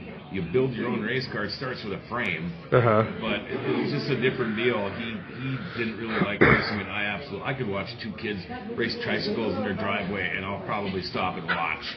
I love racing. I started early. We know. Motorcycles when I was 5 or 6. And yeah. Just stuck with it ever since. And you know, I could legitimately probably I could make my living in the summer just working at racetracks. Do you think you could actually race yourself? Oh yeah, I had a race car, and I bought a car, and I was going to take a year to build it while I was helping another guy with his car racing. And then I met my wife, and my wife was a smarty pants and decided she was going to go to school and get her PhD. And we were getting pretty serious, so we made the decision. I sold the race car before I got it built. And she had told me, you know, when I get my first job after my PhD and all this, I'll buy you another race car. Yeah. Okay, whatever. Fast forward a while because of because of the flood and things like that in '97. Things got delayed, but I picked up my gig at River City Speedway in Grand Forks, and so pretty soon I'm having fun doing trackside announcing and behind the pits scenes, you know, behind the scenes guy. And one day, my wife graduated, got her PhD, got a job in Grand Forks, and one day she just said, "It's time." And I'm like, "For what?" She said, "Well, I told you I'd buy you a race car. What do you want?" Oh, wow. I kind of just went, "I think I'm good. I'm good." Wow. A lot of money, a lot of commitment, a lot of time. Sure. Right now, I'm still at the track every week. I'm guaranteed take-home money every time I go. I don't break anything, and I have a great time. Oh, that's good. I've made a ton of friends in the racing world, and so right now I wouldn't have it any other way. People ask me all the time, "When are you going to retire? When are you going to put me in the Hall of Fame?" That's when I'm going to retire, and that's my goal. I want to keep going until I get into the Hall, Frankie. So when you first started doing radio, or maybe let's say like your first few, I mean, you've always told us a show or told us the story about like your first few episodes or your first few days when you had to smoke and all that stuff. But like after you did all that stuff, when did you realize that you finally were very comfortable in this setting? I knew within 2 years of. Back then, it was kind of a game, you know. The rule of thumb was you get hired by somebody, you got to at least put in a year unless they fire you. What I did growing up, especially between like my hometown station. Yeah. I was working at one, and pretty soon you get a phone call, "Hey, how would you like to go out for lunch?" You know, and pretty soon you're lunching with the guy that owns the other one, and before you know it, you're working for them. And it did that, but I had people coming after me early in my career, so I knew I was going to be okay, and I was already bored with it. I would set my goals, and I'd meet my goals, and then I would move on and go somewhere else. But sure. So I really thought I was still really, really young. I thought about the Army again, and I went and talked. I wanted to go into Armed Forces Radio. Okay. I had it narrowed down to Japan or Germany with the recruiter, and I was really, really getting close to signing the deal, and I got in a plane crash. Oh, that's okay. And so I was laid up for a long, long time, and the Army no longer wanted anything to do with John Roberts. If the crash would have happened, you would have had your almost La Bamba moment or whatever. Probably, and you know, and then it was funny because then you fast forward, and again I meet my wife. Well, my wife did 12 years in the military, and so she lived in Germany. Yeah. And we got to go back and visit her house where she lived in Bonn, Germany, and things like that. So it was pretty cool, but. You know, everything's got its reason for what happens. All 4 of us in that airplane. In fact, my one best friend just walked in over there. He was in the crash with me. Okay. We shouldn't be here. You know, so there's a reason. And, it's funny how that all works. So yeah, I didn't. So you're saying it was just almost as bad as almost like if somebody got killed. It was, yeah. I mean, I lay in bed for 7 months, and I went to physical therapy for 6 days a week for another 7 months. I had to basically learn how to walk again. Okay. Poor guy over there broke both his legs, his arm, and he was all burned up. And Jesus. Took 160 stitches to the face and head. Wow. Yeah, it was shitty. I would say, well, what happened to the pilot and everybody else? Really bad injuries. Okay. The one girl in the back seat came out the best. She was okay, but the pilot was really bad. Well, what caused this in the first place? Was it bad weather? Was it just it like? was a wind shear, is what I think, and a Okay. crappy airplane. Oh. The FCC, the FAA can do whatever they want. They can decide whatever they want. And normally in a situation like this, they call it pilot error because everybody died. Yeah. They're all dead, so they can say whatever they want. But it took them a couple of years to list it. They listed it as pilot error, but I don't think it was. They weren't there. And just a bunch of shady shit happened afterwards. So from the time that you took off till the time it happened, how long did it take? 20 minutes. So it's almost just like the day the music died, almost like. Yeah, it was. Kind of like. Yeah, we were out in the middle of nowhere. Small plane too, I suppose. Yeah, it was about 30 below zero. We were in the middle of nowhere. The only thing is nobody knew we were out there. Well, why the hell were you even on a plane in the cold weather anyway? I was a pilot, so anytime you got a chance to go flying, you went Yeah, flying. but not when it's below zero. You still drive your car when it's below zero. Yes, but you're not going to fly in the airplane in a small plane like that when you know that you never know what could happen. Yeah. I mean, if you didn't learn from the day the music died, well, then that's your moment, I guess, when it comes to that. You're probably right. That's why I don't fly. I'm too afraid. People can make fun of me all they want for it, but it's like I keep my feet on the ground. And I know they say that you can get in an accident doing anything, but hey, Yeah, you can. You can fall in the shower and break your neck. Yeah, It happens. Of course. So after all these years that passed, and now you've done lots of other things too, other than this radio. But was there ever a moment in your life where you just figured that, or you thought radio was the only thing you're ever going to do, or did you have your sights set? Well, I want everything, so I'm going to do everything. I got out of it for a little while. Okay. When I moved to Grand Forks, and I was working construction. And pretty soon I worked my way up to a foreman, and the program director at the iHeart station in Grand Forks, I had grown up with him in my hometown. And here, next thing you know, he's a program director. Well, he's kind of seeked me out. He heard I was living in Grand Forks. Oh, sure. And so he reached out to me and asked me if I'd ever think about getting back into radio again. Sure. Part-time. Yeah. And I'm thinking, well, why not? Money is money, and you going, okay, you make your radio money, whatever. But and pretty soon it only took a matter of about a year, and I had a daily show. On the number one rock station, but it was all, I was voice tracking it. Yeah. I was working construction anywhere from 5 to 15 hours a day, and then I'd go right to the studio and I'd record, and so you always tried to you had to stay a day ahead. Well, it was almost 12 years. I worked 7 days a week, 12 straight years. Sure. Doing that.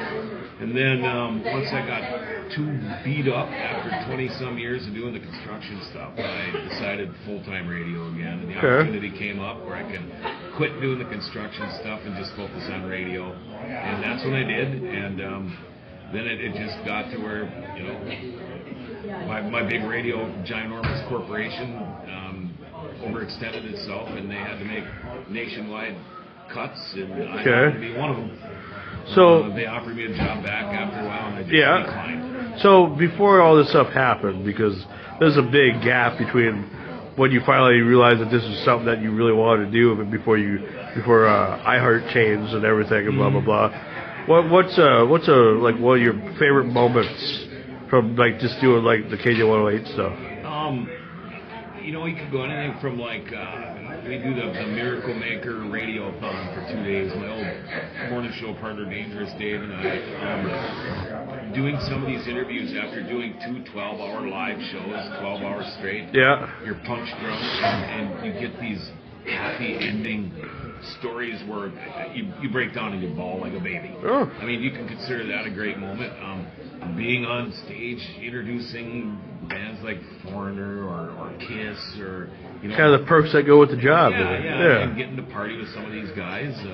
I've got to meet a ton of people, and it's fun. I mean, it's fun, but people only see that part of it, Well, you're John Roberts. You're not Robert Raymond when you're in these situations. You're somebody different. Yep. You go by your stage name, so people expect that this guy's going to be very full of hype. you know, and excitement. I mean, it's just the way I am, though. I mean, and you know, to be honest with you, there's some concerts that I was forced to go to that I really didn't want to, and I'm glad they forced me to because I came out a bigger fan. Oh yeah, absolutely. More appreciation to music, and that's my music taste is it's all over. I mean, I like classic rock. I like some of the new rock, but I could listen to bluegrass all day too. You know? I'm sure you're just like me when it comes to, or maybe you're different, but I would like to assume that you're kind of like me when it comes to like the taste of music when it comes to top 40 versus like album filler stuff, deep tracks. I don't know if I can name a top 40 band. Well, I'm talking like you listen to the whole, like if you're listening to an album, you're not just listening for the hits. You're listening because you want to listen to the whole thing. And that's how I'm kind of like that. I was talking about deep tracks all the time. Yeah. That's how we grew up. Yeah. You're gonna put a cassette in or an 8-track. Yeah, you're gonna listen to the whole thing. That's right. Yep. And even if there's a song that's never been on the radio, who cares? That's just as important as the song that is on the radio. Right. You know, but like when you like. Because I'm sure in your Kenya 108 days, or even like if you did classic rock or whatever, were you ever just sick and tired of playing the same stuff all the time? Because all the time. Let's face it. I mean, radio makes songs.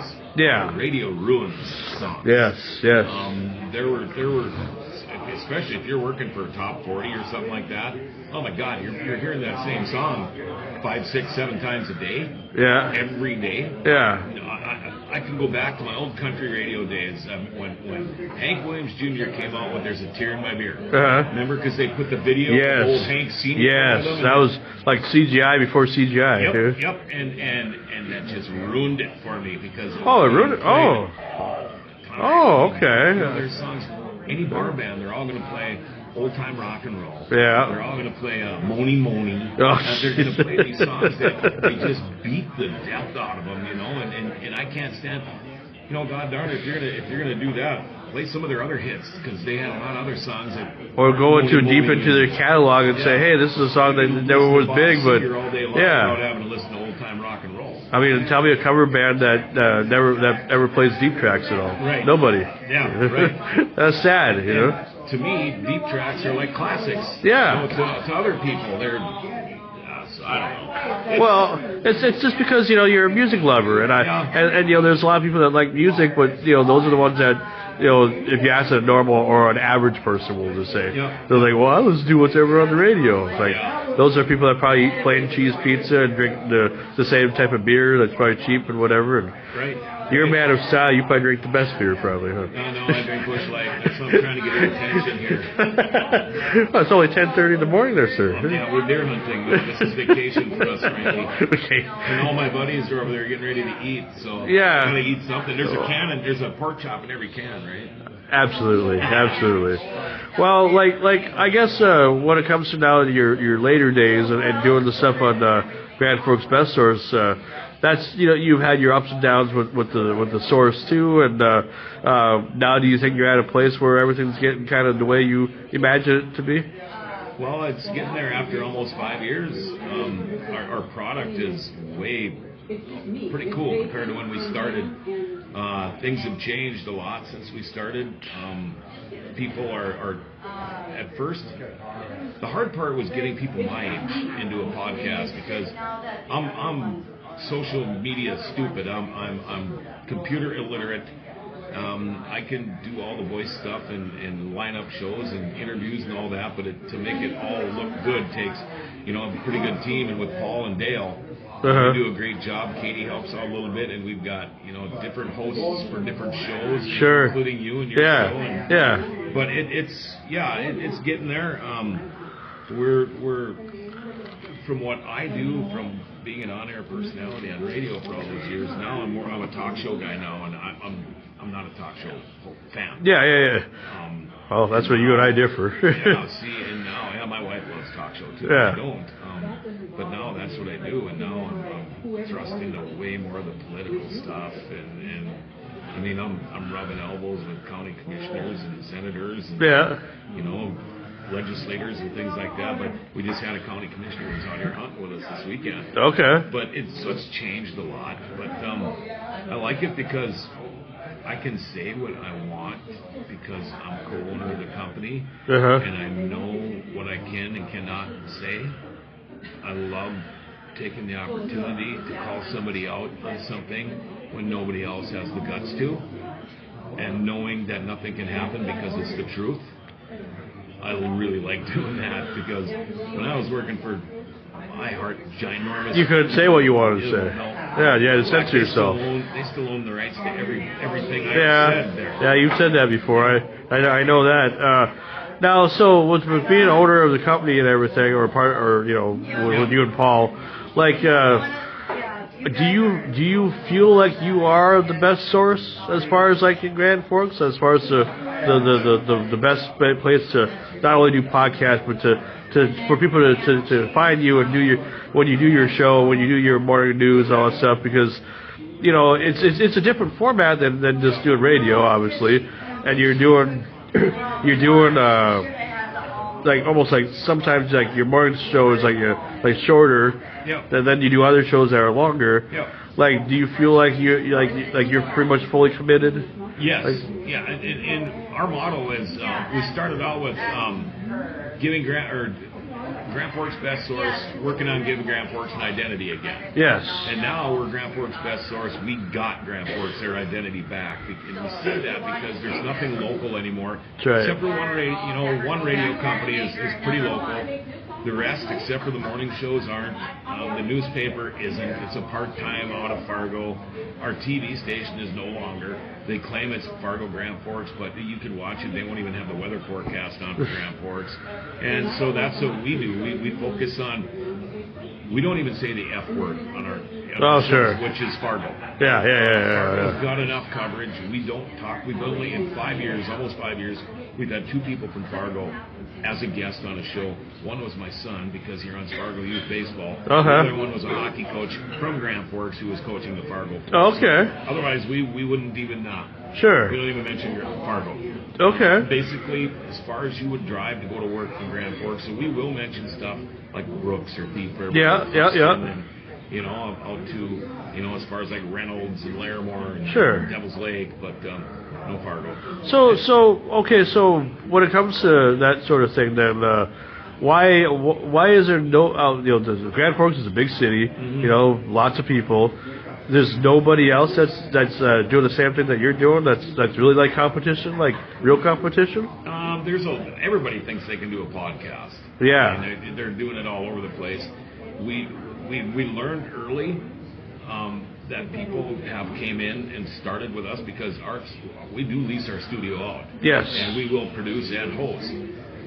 We learned that people would come in and were trying to figure out how we were doing it, and then going and trying to do the same thing on their own. So we kind of learned nobody takes pictures in there anymore. Unless you're taking a group photo of being on one of our shows, that's fine. But we don't let people take a lot of pictures of our gear and how we do things anymore. But because I have people every day that walk into our studio and go, "Wow, this is legit." Oh, I remember when I saw it the first time. This isn't like Bill's down in his mom and dad's basement. Yeah. It's pretty cool. Well, it surprises me because I figure in my mind it looked bigger watching it on camera than when you go in there. It's like a small little space. It's almost the size of this little area here. Cram it full of lights and all the stuff we have in there too. It makes it seem pretty small. Yeah, but it's been really helpful, and and I feel like it has a good future as far as like longevity and everything. Oh yeah.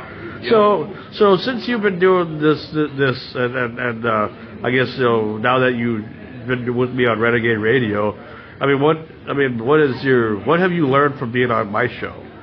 Because I know I've asked you a few times and you give me answers or whatever, but now that we're doing an interview with you, like you've been on for over a year, even though you missed a couple shows or whatever. But what have you learned from being on a show like that?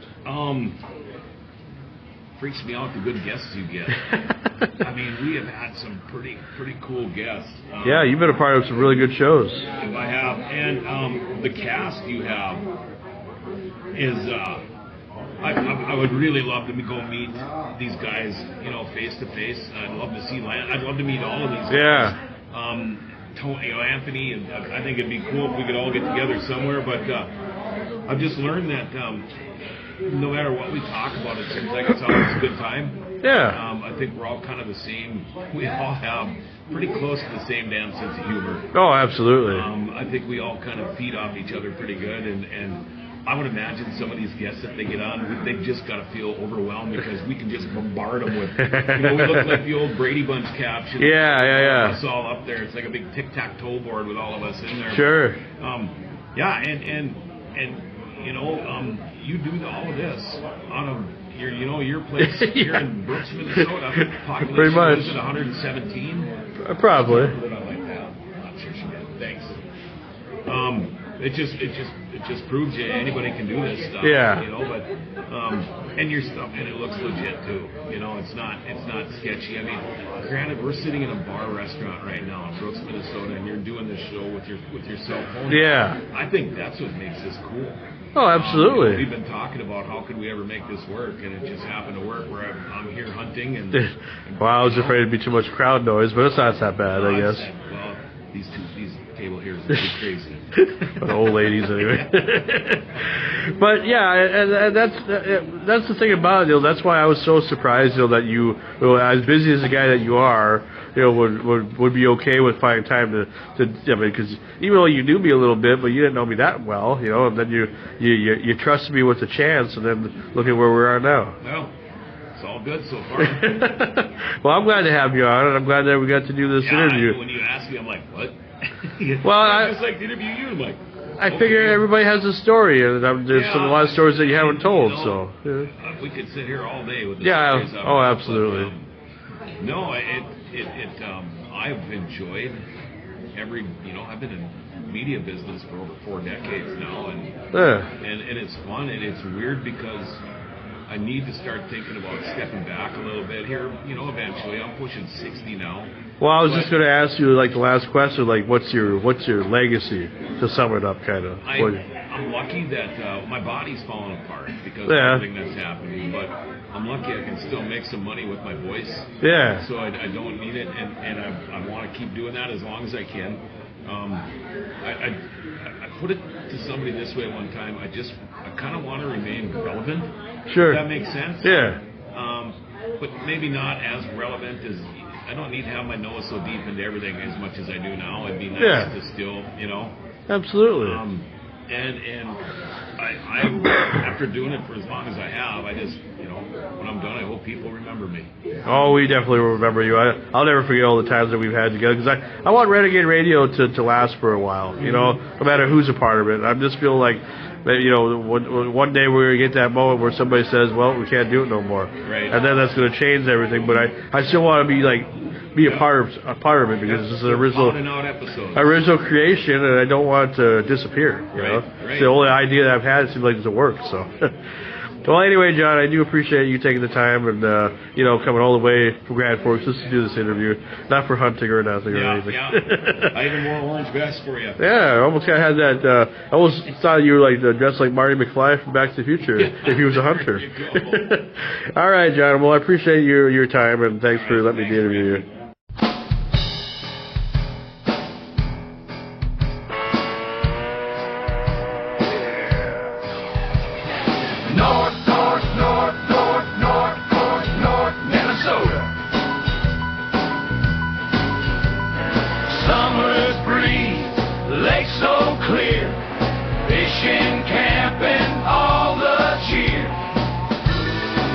Ooh, let's go.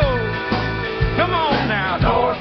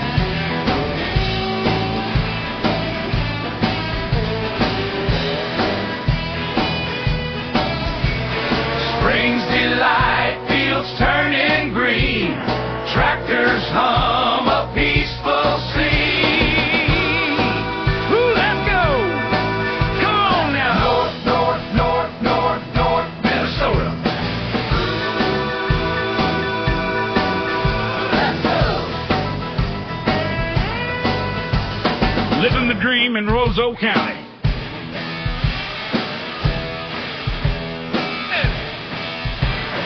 Fall's arrival, leaves turn gold. Harvest time, a story told. Ooh, let's go. Come on now. North, Minnesota. Let's go. Through the seasons, hand in hand, detectives drive the partisan.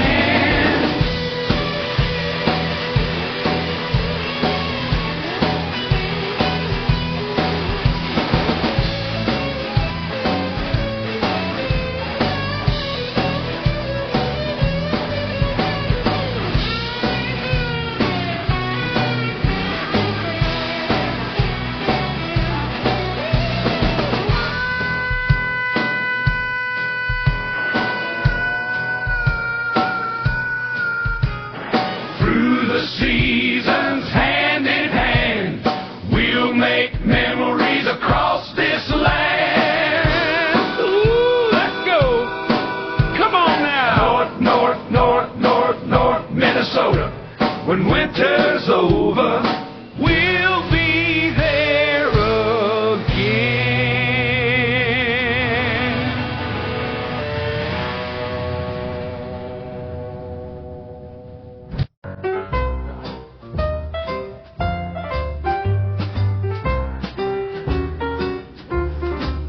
Renegade Radio, tune in, don't be shy. With Frankie Slauson leading the ride. Screaming Sam's got a story to tell, oh my. Mad Dog Mikey Massey by his side. John Roberts' tales will keep you awake. Antique Man always bringing the finds. Monday nights, the airwaves come alive. With voices in the dark, like shadows they survive. Join the rendezvous, let the stories weave.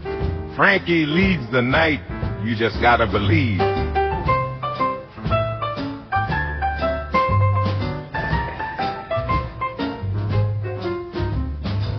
Renegade Radio, under dim lights you find a world of mystery with characters entwined. They whisper secrets lost to time so real. Every word a brushstroke in the night. Tune to the frequency, let the airwaves steal your thoughts away, their stories taking flight in shadows deep where dreams collide. Monday, 5:30, let the mysteries ride.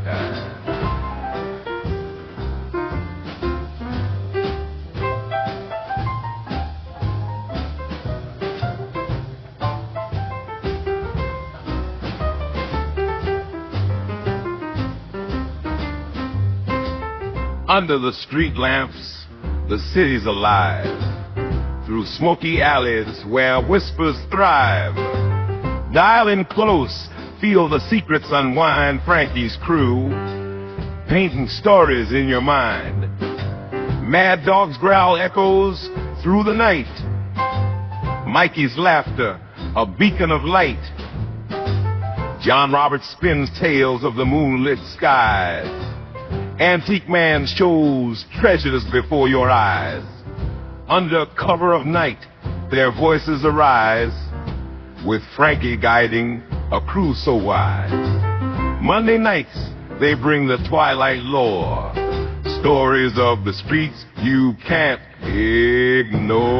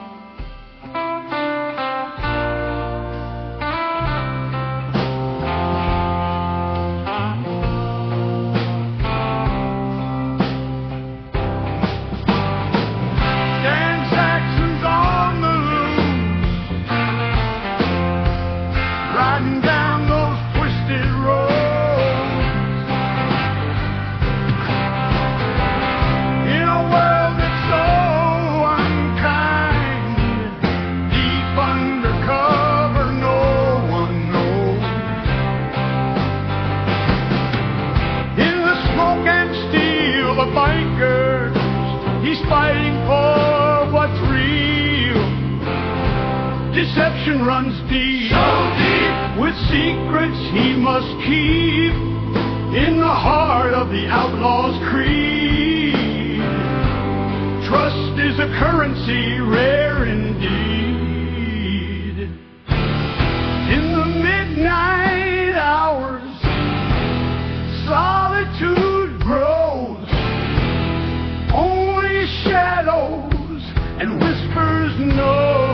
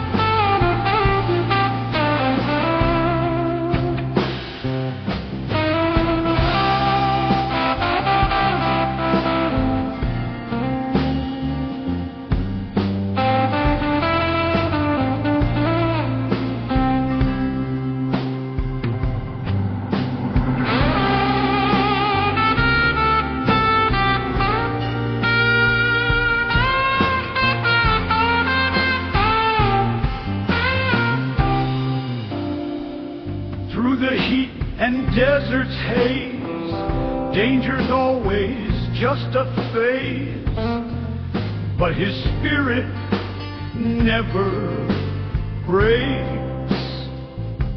In the land of wolves and snakes, every mile a hidden tale of loyalty and betrayal. On a motorbike, he's bound to ride past the lights where shadows hide. In the rush of wind, he finds his grace, leaving no trace in this perilous race. And Saxons on the loose, riding down those twisted roads, ain't Jack's friend myself today. In their unused trees, them lying darks to be, for peace did rep, I'll rest one way.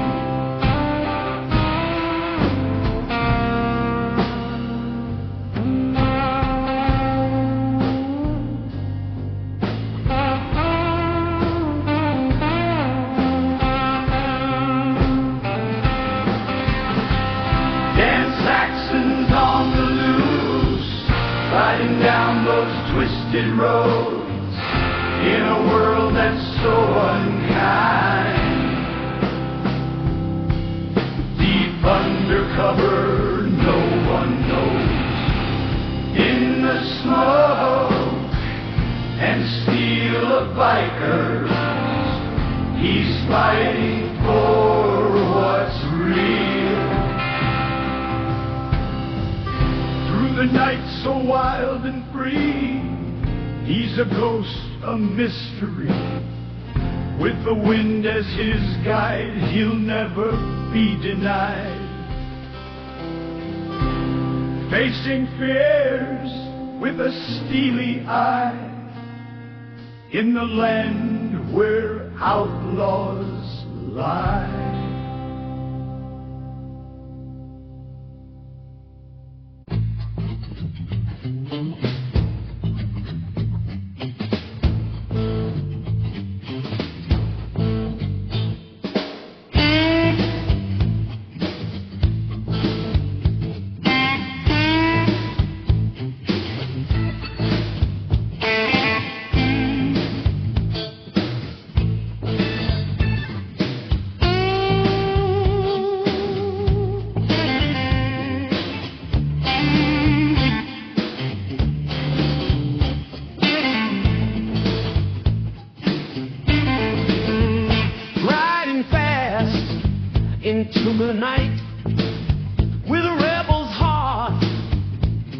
feeling right. Beyond the law, where shadows fall, a lone wolf journey, standing tall through the dust and danger on the roads they paved. With no fear, he'll face it all, chasing ghosts through the twilight's call. A badge once worn, now left behind. In the rearview mirror, secrets bind. A world of black and white turns gray. In the night, he finds his way. Everything.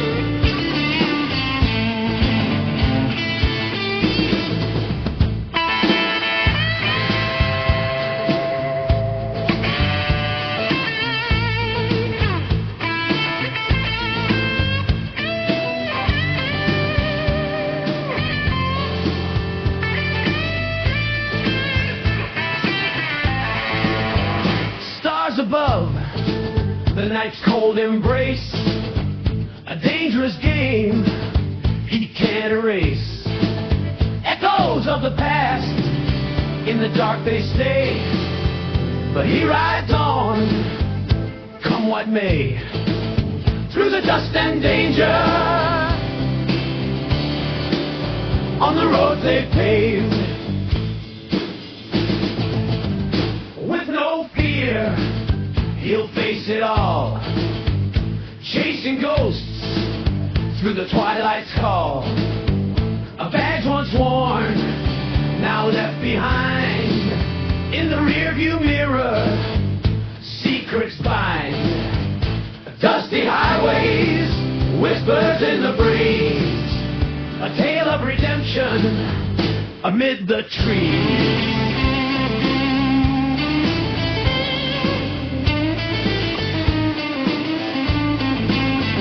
Lost in towns where neon glows, in shadows deep where mystery grows.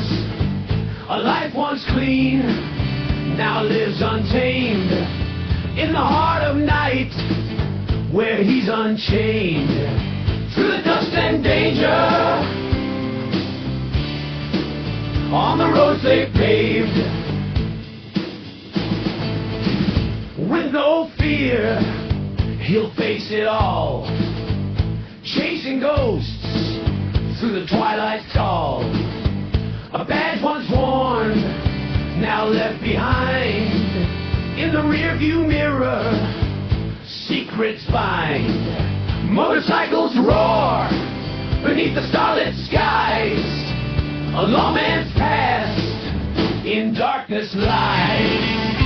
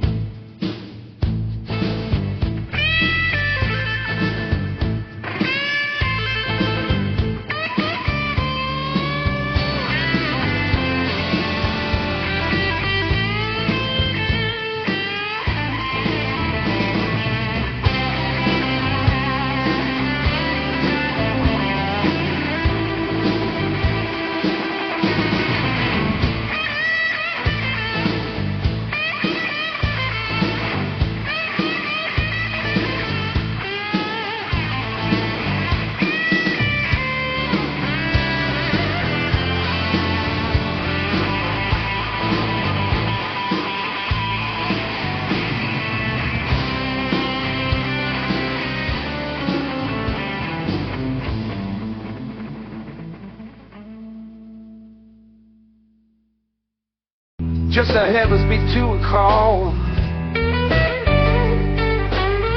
Yeah, you can see the flames go into you. I call passion.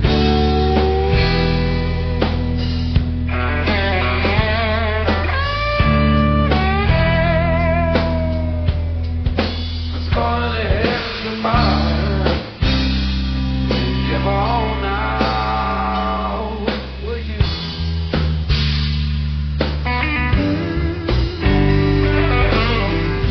If I was darkness, she was light, and she was day and I was night. And in the thunder of my heart I heard the truth beat.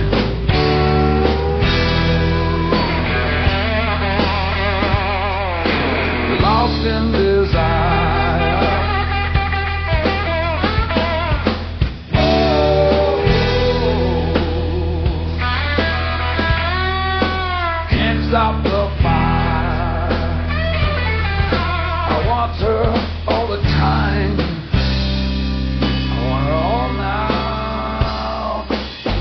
My hunger is bright. Just go to heaven through the windows of your eyes. See the meaning of our lives. Beyond the light, two fates intertwine in a dance they call passion.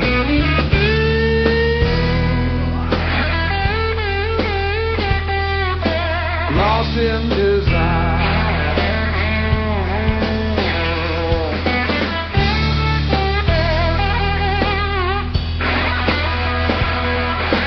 Can't stop the fire.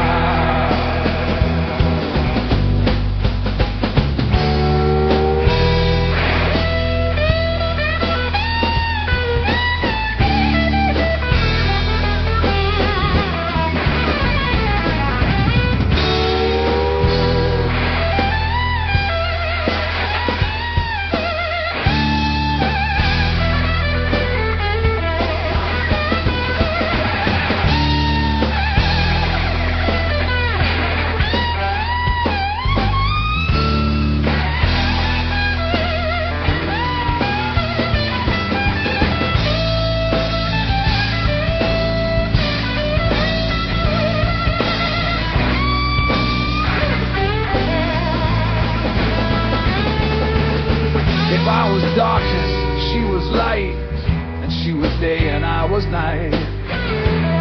And in the thunder of my heart I heard the truth beating. I said,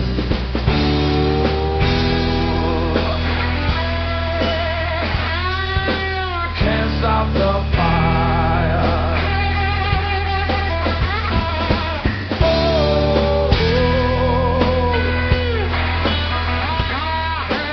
Lost in desire.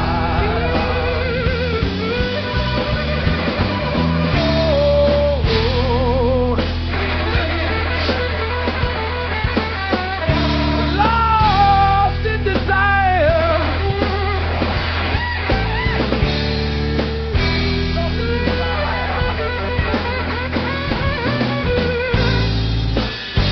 Can't start the fire.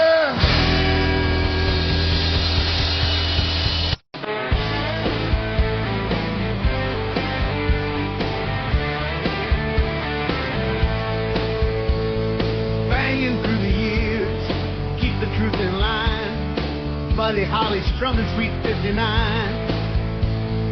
Rocking on the stage, heart and soul shines. From Texas plains to legend signs. Singing loud, the history buddies burning bright. The day the music died echoed through the night. And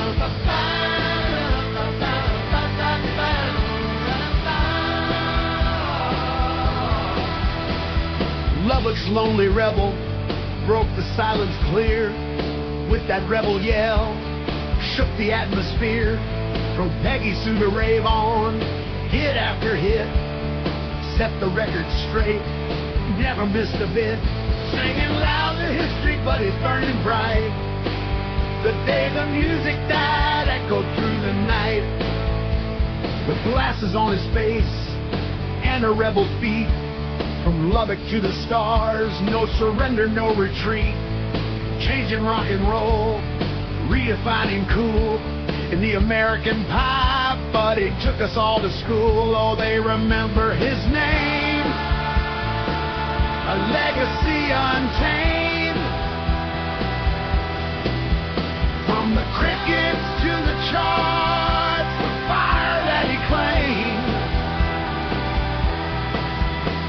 From those Lubbock nights to the world's bright light, Buddy rode the rhythm, took the blues in flight. With that Stratocaster, he wrote the script. Rebel lines and melodies forever clipped. Singing loud to history, Buddy's burning bright. The day the music died echoed through the night.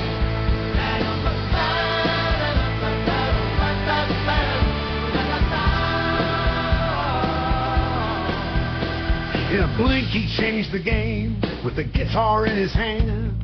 Rebel heart, Texas soul rocked across the land. He sang of dreams and love, shook the world stage. From humble roots he rose, flipping every page.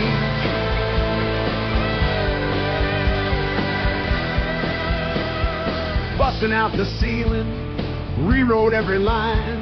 From Lubbock to the heavens, that boy did shine. From the plains to the charts, Buddy's story grew bold. With the heart of a lion and a strum to be told. Missed by many, loved by all, he carved out his name. A trailblazer in sound, set the music aflame. Singing loud to history, Buddy's burning bright. The day the music died echoed through the night.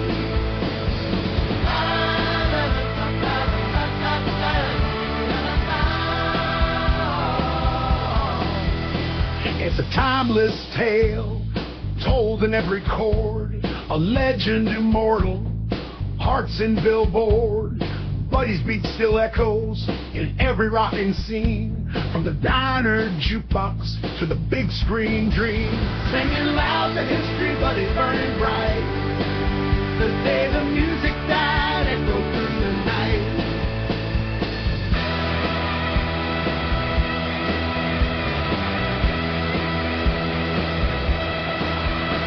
With a big spirit and a Texan's drive, Buddy took that 59 and brought it alive.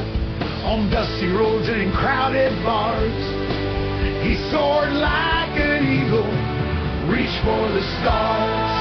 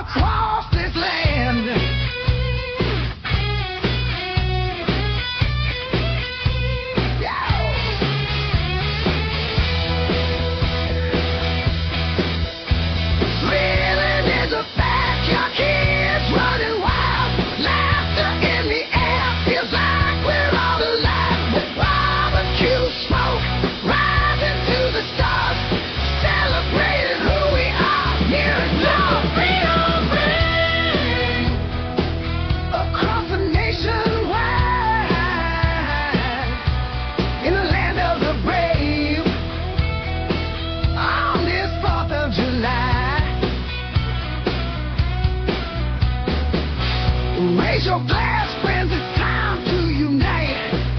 With embers glowing and stars shining bright.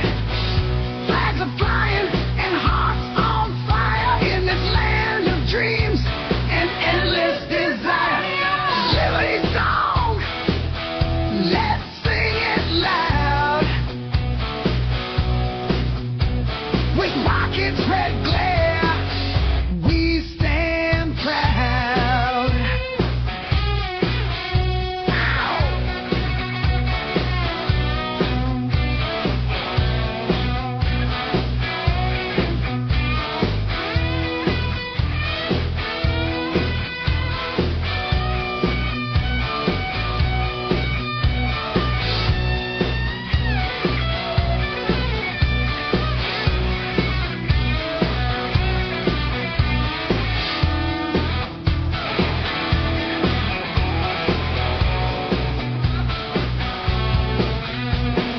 Shout it from the rooftops, let the anthem play. We're united in this land, cause it's Independence Day. With guitars wailing and drums pounding strong, hear the sound of freedom in every single song.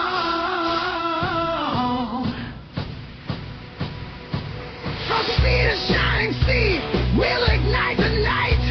With courage in our veins, we'll keep up the fight. Raise your voices, America the brave. This land is where the free will always reign. On this Independence Day, come what may, we're together, stronger every day. Let the rockets fly, light up the sky in the land of the free, where the eagles soar high. With golden fields and mountain majesty, we celebrate a land where we can truly be free. Under the same old flag, stars and stripes, every heart beats true for freedom tonight. Let the rockets fly, light up the sky in the land of the free, where the eagles soar high.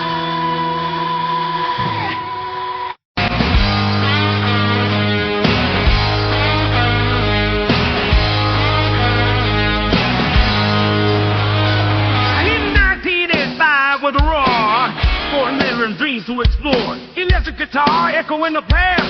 I'm in the DeLorean, 8 life fast. All aboard, neon lights all aglow. Casino nights where fortunes grow. With every roll of dice we take, time to live the history stage. Rocking in the future lane, living through the years, staying insane.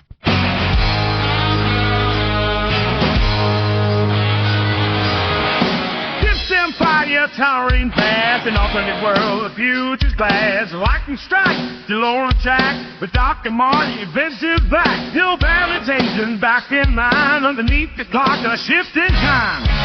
Rocking in the future lane, living through the years, staying insane. Hurrying like the present with the style, back to the future, mile by mile.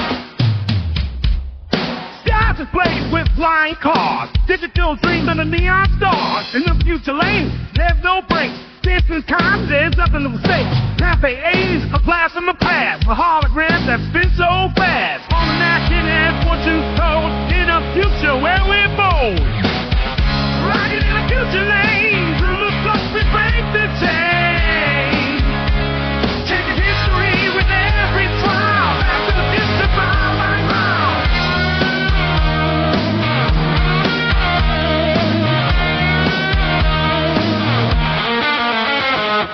Where we're going, we don't need roads. In a world of the unknown unfold. With every twist, the future's alive. 88 miles to the end of the vibe. Let's ride in the future lane. Moments pass and nothing's the same. From the past to the future we fight. In the DeLorean, time zone stand by.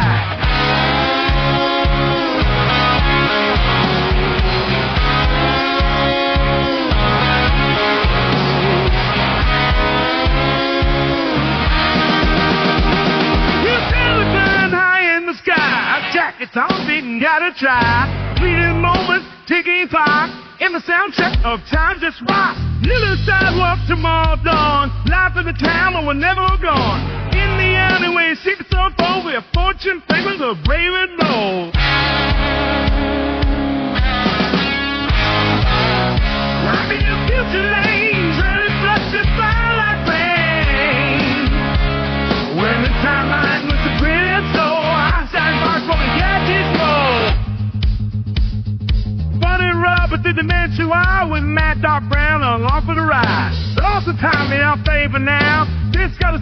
we're taking on out. Trudy writes the script with a classic spin, back to 1965 where it all began. Listen down the future road again. Time slips working, no need to pretend.